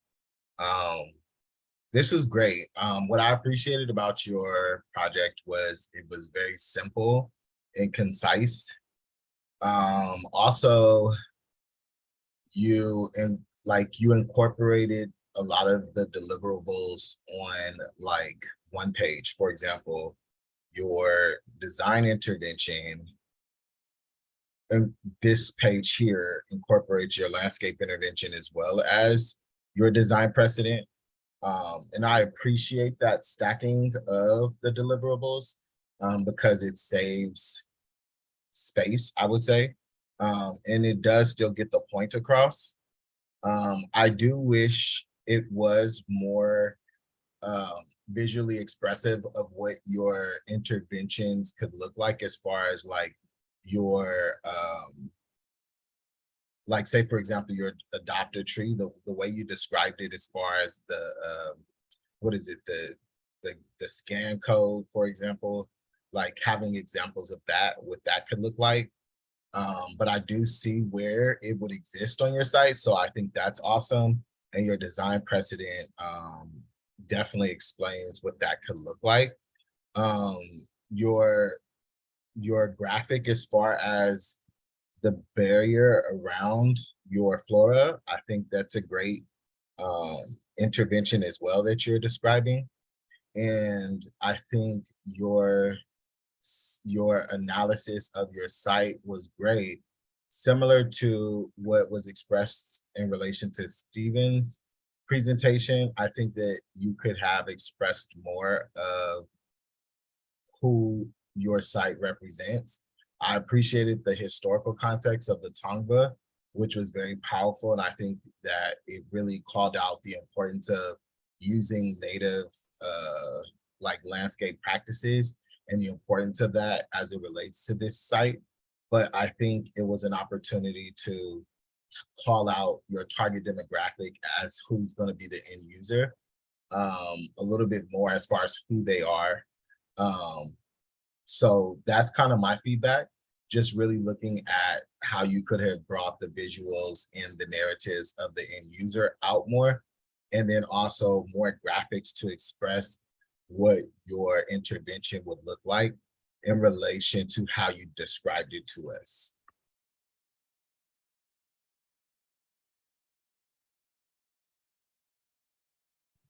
Thank you, Ronald. Thank you so much. That's super helpful. Yeah, I think that you have a very strong understanding of how the process of this would work. And so I really like the concept of this adopt a plant as well. And so in a next iteration, to draw out like, okay, where would I go to adopt my plant? Would I have to drive there? So some of the things that you end up calling out in this process or phasing of things is that the realities by which we have to go to get something done. And part of that process is to just say that nothing happens so easily. So it like talking about adopting a plant, okay, where do I go to get it? Who am I going to encounter when I get there? What are their goals, right? So you talked about the stakeholder goals. And so that's another way to like really string it through the narrative and the concept as well. But overall, really nice job. I like how you spoke about the reference to colonial development and sort of the post-colonial nature of that and what that would be. I think that's something that we can all learn from, is the way that you talked about it, because it's a very complex thing, right? But it is important to call attention to it and to openly speak about it confidently. So I want to commend you for that. I think it's a really strong part of your project.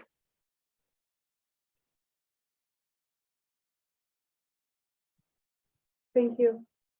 Yeah, I agree about the reference to history, and I appreciate that made its way into your project in, one of the goals being to highlight pre-colonial plants. So I think it can be challenging to study the history, or it's not challenging to study the history, but the challenge is always then what do I do with that in my project? So I think you found a good way through the planting concept.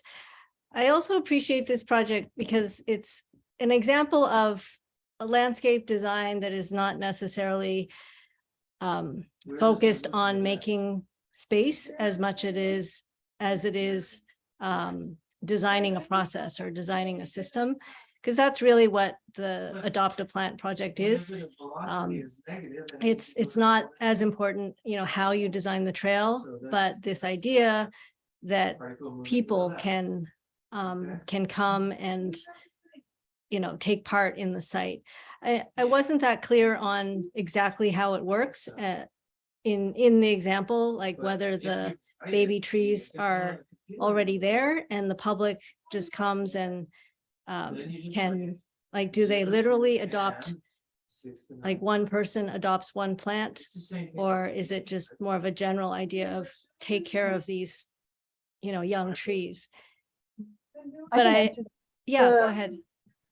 So I actually forgot to mention that one of our stakeholders, one of the parts of the design was to work with Northeast Trees, because they are actually already implementing part of this design. When we went to Ascot Hills for our field trip, they already had a lot of native plants surrounded by chicken wire, not like structural posts or like adopt a baby tree or anything like that, but they did have, they had planted some natives as part of their project. So I wanted to add an aspect where the citizens were included. And so I wanted to mention that part of it is like when they're walking through the trails and they look at that site map, the adoption part comes in when they're taking care of it and they're bringing their own aspects to the site. So they're adding water to the baby plant. They're ripping out any invasive plants, or they're just scanning or Googling the plant that they're encountering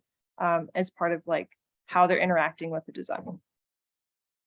Something that came up for me with this, and I really love this idea, and it's something that can be implemented very easy because you're not introducing something that is new to the site that has to be maintained, right? You're actually introducing new support to the site, right? Which is really a dynamic intervention. Another opportunity, especially in regards to like some of the types of interventions, right? We talked about social, environmental, socio-political, and socio-economic interventions. And so for Adopt a Plant, one of the things that came to mind is potentially proposing an economic opportunity for folks to donate to Northeast Trees. So part of adopting a plant is you kind of identifying how much it takes to manage this operation, right? So folks who don't want to come and do it physically, they can make a donation. And so part of the feature of the scan code is that they learn about the plant, but they also can make a donation to Northeast Trees. And so that will also be a socioeconomic opportunity that you can introduce to, let's say, Northeast Trees with this project proposal that I think will address this socioeconomic. And then again, this is a low lift, right? They don't have to manage it.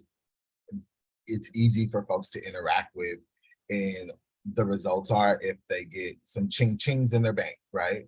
They can see the impact of this Adopt a Tree initiative. But yeah, no, this is a great idea, and I really like the way that you all presented this intervention for sure. Renelle, I like that economic idea because it also offers multiple ways in which you can do the adoption, which just makes it more inclusive. Not everybody has the ability to go out and do physical labor. So I think lots of options for how to take part in this.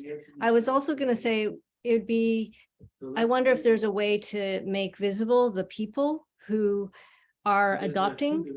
Like, do they get their name on a stake, or does their name get added to this accumulated list of people, so that in the end you have this array of this team of people who are the caretakers of this landscape. So maybe that could also be built into the design. I have a velocity. Very nice project. Thank you so much, Rennie and Mono. Thank you so much. All right, another group to check their final off the list. Great job, great job. Ulysses, you ready to go? Yeah, let me share my screen. Okay, let me go ahead and give you access to that. You should now have access to share your screen.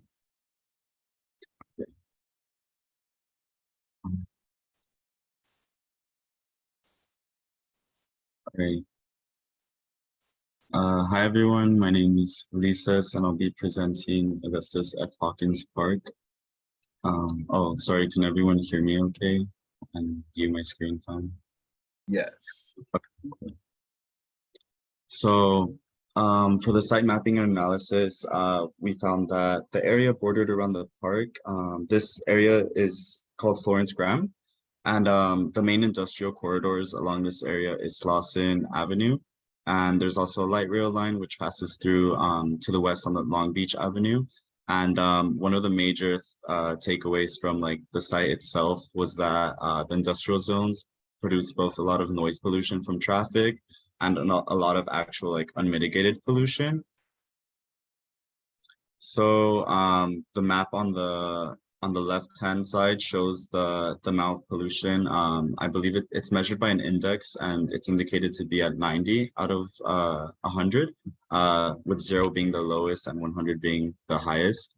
So we know that from this site, the majority demographic in the area is Hispanic, and a large percentage of residents in the site, 31%, are under 18 years old. So we do not, there's a lot of younger children present in the neighborhood.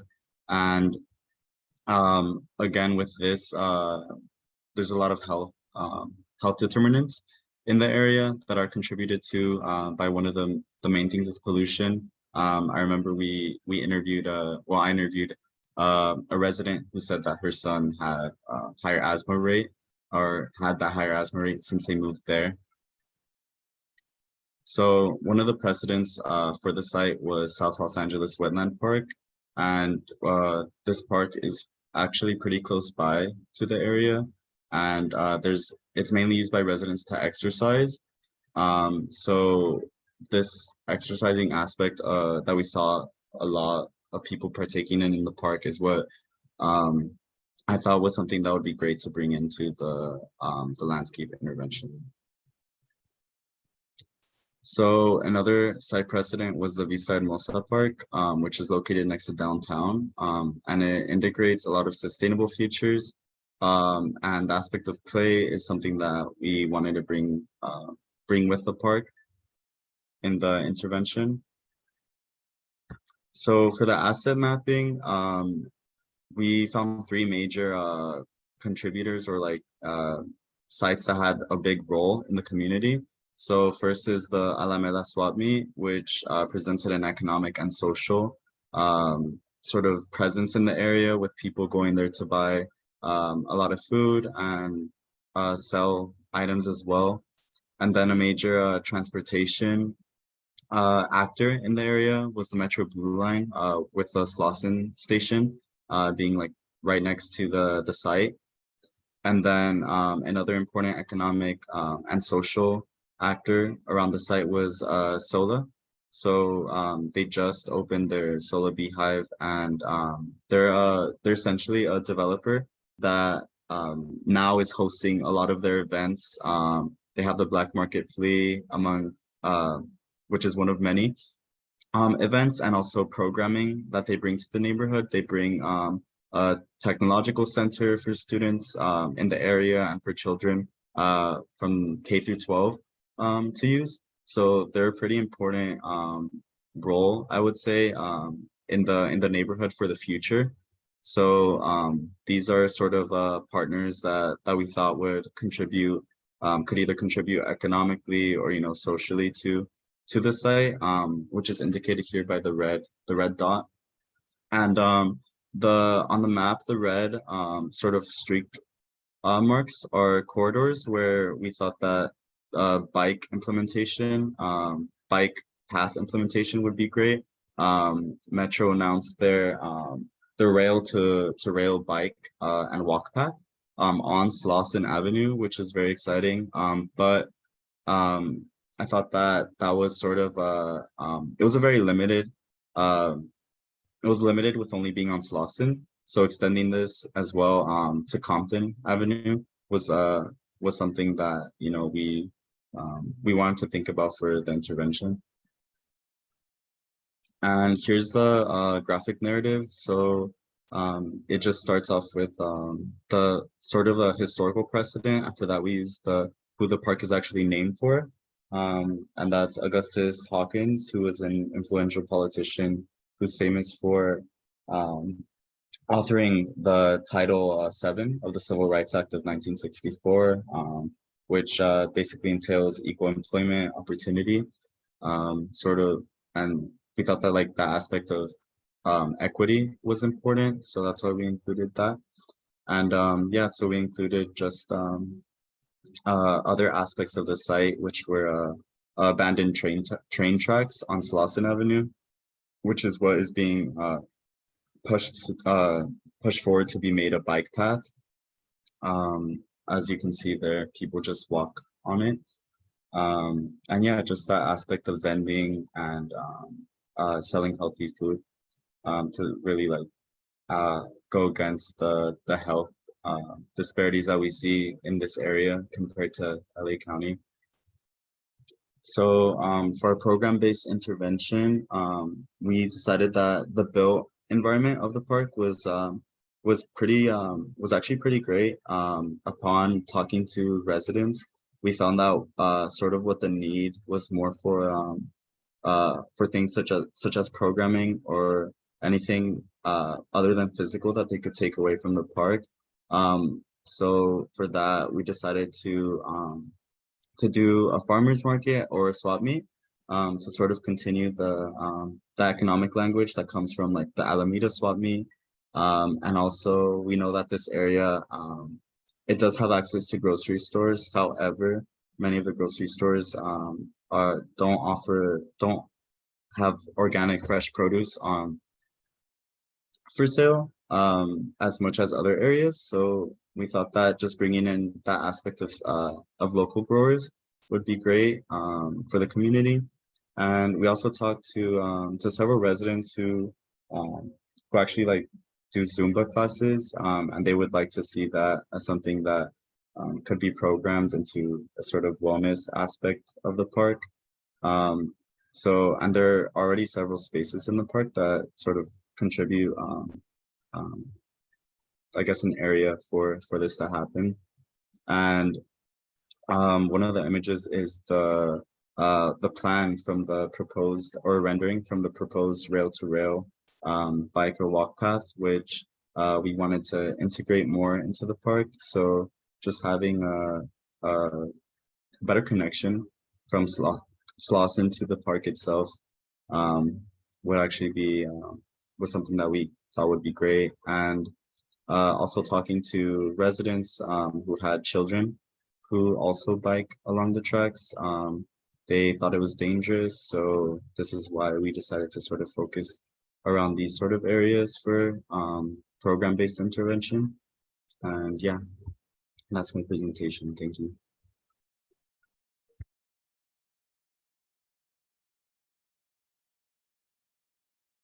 Great job. I really, really like this presentation. What was really awesome was your asset mapping. I appreciated the context that you provided as far as the different community partners in the community and the different ways they can enhance some of these projects that you're hoping to support on site. I really appreciated the framing of your interventions as it relates to the needs of the stakeholders that would use the site. I think you did a great job with incorporating resident intervention interviews to the types of interventions you're proposing. And you also did a great job in analyzing what the needs were of site, right? Not all interventions have to be design centered. Some of them are program and service oriented and really enhancing the use of the existing design components of the site. So I really appreciated how you focused that. And then also the historical narrative. I thought it was powerful the way you highlighted the history of the site, not only in relation to Augustus Hawkins, but also the industrial history of the site, right? The graphic narrative, I feel, was beautifully depicting the complexities of the site and the different histories that are related to it, but also the messaging. I think when we use history, we can have some of these complex conversations around equity because history kind of gives us the framework to have it in an objective standpoint, right? All you did was mention Augustus Hawkins and his role with introducing Title VII, and now you're talking about equal employment, right? Like you're talking about these components. And I feel that was a powerful way to use narrative to introduce that and then connect it to the important component that then has to, like, let's say, street vendors. And one of the things that happened recently is that street vendors sued the city of LA because of the restricted locations that exist in the city and how those are discriminating against the upward mobility of a large demographic group of our city, right, that depend on street vending. And as they are saying that certain areas of off limits, they're interfering with their opportunity to generate income for their whole households, right? And so you introducing space for that to exist on this site, I thought was a great economic intervention that is definitely a need for the region. So yeah, great job. What would I say? I'll leave it there. I'll leave it there right now.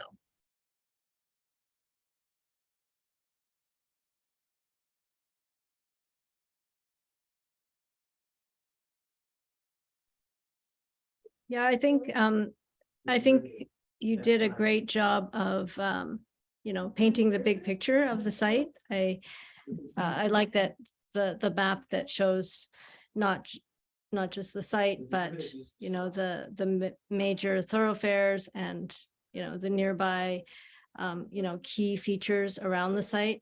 I think that set up your your project very well, so that by the time you got to your proposals here at the end, they all make sense. It makes sense that you wanted to draw from an existing typology of economics, which is the swap meet, which is for you became a farmer's market. And you also, you know, gave us the kind of the demographic and the health issues of the site. So it made a lot of sense that you would take a wellness perspective in your proposals.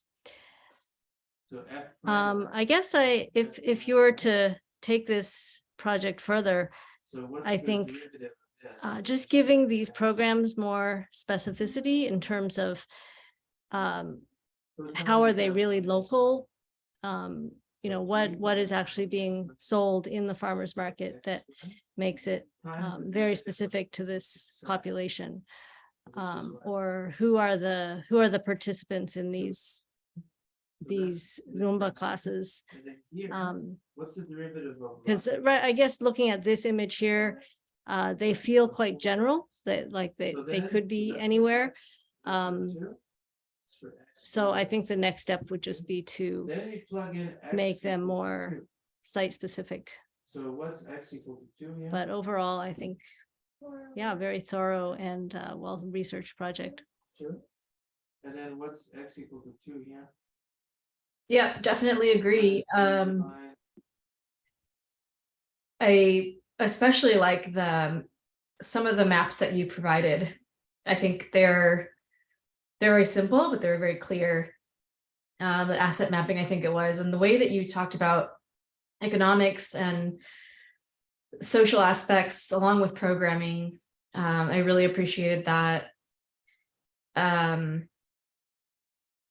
I think the conversation that we just had about collaging and making it, you know, site specific, I think you have done a very nice job really honing in on some of the fun. I saw a couple of funny things in there, you know, cropped in, but seems all relevant and all part of the broader story. So I really like that graphic, the graphic narrative collage. That one was very powerful for me. And part of it is the way that you place things together really brings out the vernacular of South Los Angeles, and so it is to be preserved, right? Like that's often, I mean, I think it's the goal to show places as they are. Not that we're trying to totally avoid gentrification, because sometimes gentrification can be a good thing for a community. I know there are many debates about that, but just, you know, to not take a hard line and say that gentrification is all bad, right? There are many examples of it pitched in a good light as well. But you have a very sensitive approach to how you're drawing things and who you're putting in the picture. And I think to Rennie's point, these ones on the screen, in a next phase of the project, take the care and the energy to, you've got it mostly, I think. I think you did a great job putting in the quotes there, like even the Spanish quotes, those are very relevant to talk about the community that's in this area that you went to speak to. And I love the use of, you know, different languages as part of our design vocabulary. Wonderful job. Thank you. Yes, great job. to you, it looks like Sky. So like Sky isn't here today, but I wanted to ask you, what were some of the challenges you and your partner faced with executing your project, and how did you go about addressing them? I would say, I guess, communication. I think just having two very different schedules, I would say, between me and my partner, just made it kind of difficult to I guess work like at the same time, or like work together on this. I think being like, when we did communicate, just having very clear words, and very like, too much is like not it's not a bad thing, like when you're communicating it, well, like instructions or like anything of that sort. Yeah. Awesome. And then similar to what I was asking your other classmates, what were some of the readings and guests that we had that inspired you the most, and how did you incorporate that inspiration into your project? I would say probably like designing for accessibility. When it talks about equity, I think I sort of took or like that general idea was what resonated with me more in regards to like the site, Augustus F. Hawkins Park. And from the speakers, I think the sort of like the conclusion of our field trip with Northeast Trees kind of left me a little like I guess a little bit more intrigued and like interested in what programming means. So like at the end of the field trip, we kind of just looked at the site and saw how there wasn't really anything, any people or any community coming in. And then like sort of like I apologize for, I forgot his name. One of the speakers from Gama? this. Sorry, who? Gama? Gama, yes, Gama. He said how, you know, that's kind of like a direction that us, like ourselves, like as visitors to the park, can like take with us. Like, okay, now you see how like this park is doing now. You know, it's an opportunity to bring in like people, like to water the plants, or like or things like that. So that's sort of like an experience I took away from it. Awesome. Awesome. Well, great job. Great job. Go ahead and check it off y'all list. Yeah, amazing presentation. That concludes our presentations for the evening. We did have one more scheduled, but there was an emergency that came up, so they won't be presenting today. I'm going to figure out how they can present at another time. I may curate like a review panel for them specifically. But for the folks that presented today, great job. Definitely want to thank our guests, Professor Rainey and Professor Natasha, for joining us today and for giving such thoughtful comments and feedback on the students' presentation this evening. I really, really appreciate y'all presence. It definitely, I feel, enhanced the takeaway that I've had, and I'm sure it was special and powerful for the students as well. Thank you for the invitation. I really enjoyed hearing about all the projects. Good work, and congratulations to all the students. Awesome. Awesome. Yes, thank you so much also for inviting me, and hope you all have an enjoyable break. And it sounds like you had a lot of fun with Renell, so I'm really happy to see that. I didn't have any doubts anyway, but yeah, nice work, everyone. Thanks for making me look good, students. I'll keep the students on for a couple of more moments just to do some closing remarks. But again, thank you, Professor Rainey and Professor Natasha, for joining us. If y'all have no further comments or thoughts or remarks for the students, I'll let you both go for the evening. Thank you. Thank you both again. Students, definitely tell them, yeah, all right, cool. All right, students, y'all, we did it. We finished the semester. I want to take a couple of minutes for you all to provide any feedback or thoughts on the presentations tonight before we end. I think peer feedback is also important, but I also wanted to make sure we prioritize the review and feedback from our guests. But please, please, please share your thoughts for your classmates. I'll read a couple from the chat. Joshua mentioned this was from the Whittier Narrows. The intervention is great. I used to ride around Whittier and some parks around the area. I also appreciate your team's challenges and constraints because I often have to ride close to the edges of the streets that often pop my tires from sharp rocks and broken glass. So that's someone with lived experience saying that your intervention is very important and critical. And then also we have, hold on, we have another comment in the chat from Joshua talking about one of the other projects.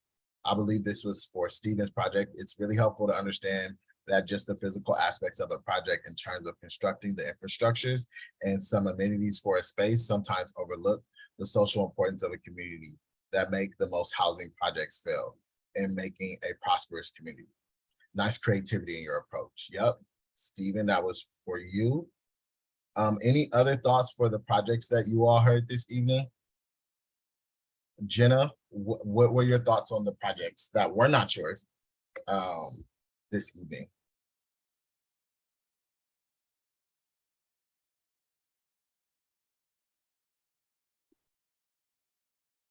And I know we didn't take a break, but we're gonna finish strong. I forgot to give us a break today. But Jenna, if you can just share your thoughts. Jenna, I loved how in-depth everyone was. Catherine, do you have thoughts you want to share? Yeah, I agree. All the presentations definitely went in depth, and I loved hearing about the presentations that were based on field trips because it gave me more of an in-depth about the demographics and I guess people's interpretations of the field trip. So it was really great to hear. Awesome. Thanks for sharing. You got to present last week. You were in the hot seat first. So thanks for sharing that feedback. Natalie, I'm curious to hear your thoughts. Another person that presented last week. What were your takeaways from the presentations today?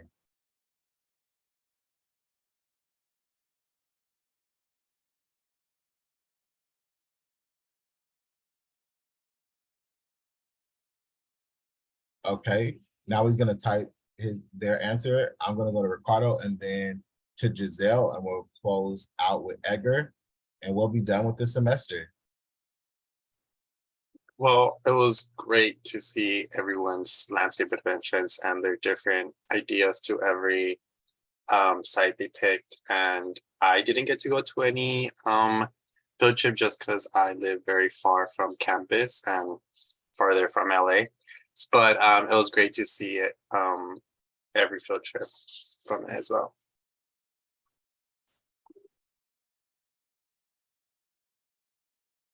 Giselle? Yeah, it was really interesting to see all of them. Visually, they were really strong, and it was kind of eye-opening to see how each different field trip can have its own little intervention and how each designer handles it in a different way. All right, Edgar, bring us on home, and then we'll wait for Nawi's answer in the chat. Yeah, it was cool. There's a lot of diversity in the different types of presentation styles of presentations and similar approaches, but applied a little bit differently, of course, depending on the intervention and the choice of location as well. But it was cool. Recently, actually, I met a couple of students that are in this class. I met them in person at a third-year presentation. So I know it's completely out of the context of the conversation, but it was cool to put some of the faces to the voices that we hear on here. And yeah, congratulations, everyone. Nice, nice. We'll definitely stay in touch with each other. You all should be like colleagues for life now. Take advantage of all of the resources that this class offered. The Padlet will be up until the end of next week. So definitely download the presentations that you feel were so compelling to you, because again, those are quick access to insight, information, considerations that you can make for your designs in the future, right? So take advantage of the resources of this class. Make sure that you connect with folks from this course. Keep my contact information. Do not be strangers. I do plan to continue to teach at Cal Poly Pomona. As mentioned, I will be teaching urban planning next semester, and then hopefully continuing in the fall with the landscape architecture department. Don't be a stranger, y'all. Don't be a stranger. Now we typed. My takeaway from the semester was getting to know everyone and how everyone has applied their research and homework to come up with solutions and intervention to problems everyday people face as a constant. Right? That's exactly the biggest takeaway. You all are the designers of the future. So definitely take everything you learned in this course, apply it to your projects and your professional projects as well, your student and professional projects. All right. I'm so proud of y'all. So proud. Definitely do this survey if you haven't done so. And yeah, I'll stick around for a couple of more minutes, but the semester's over, y'all.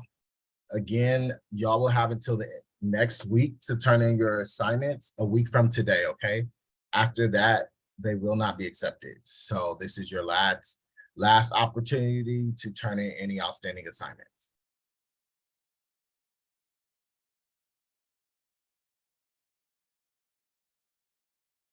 Celebrations in the chat for finishing the semester. You're very welcome, Josh. You are all very welcome. Job well done. Job well done.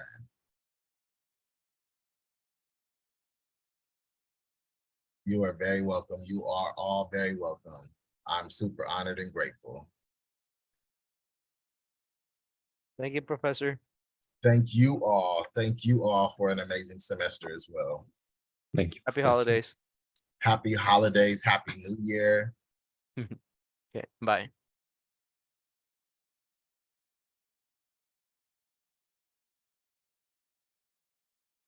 Thank Hey, you Steven. for, yeah, I just want to say, thank you for, a great semester and being, honestly, that final hammer, just hitting the sword and just, making that edge, right? And just what I feel that edge is just how I feel about, because I'm in my final year. So I feel that I'm at a good base, to start exploring. And I feel that the way that this is, like what Rennie said, it's not a studio, but it's more like fun and ambitious. And it was really nice. One part of the deliverables I'm like struggling with due to like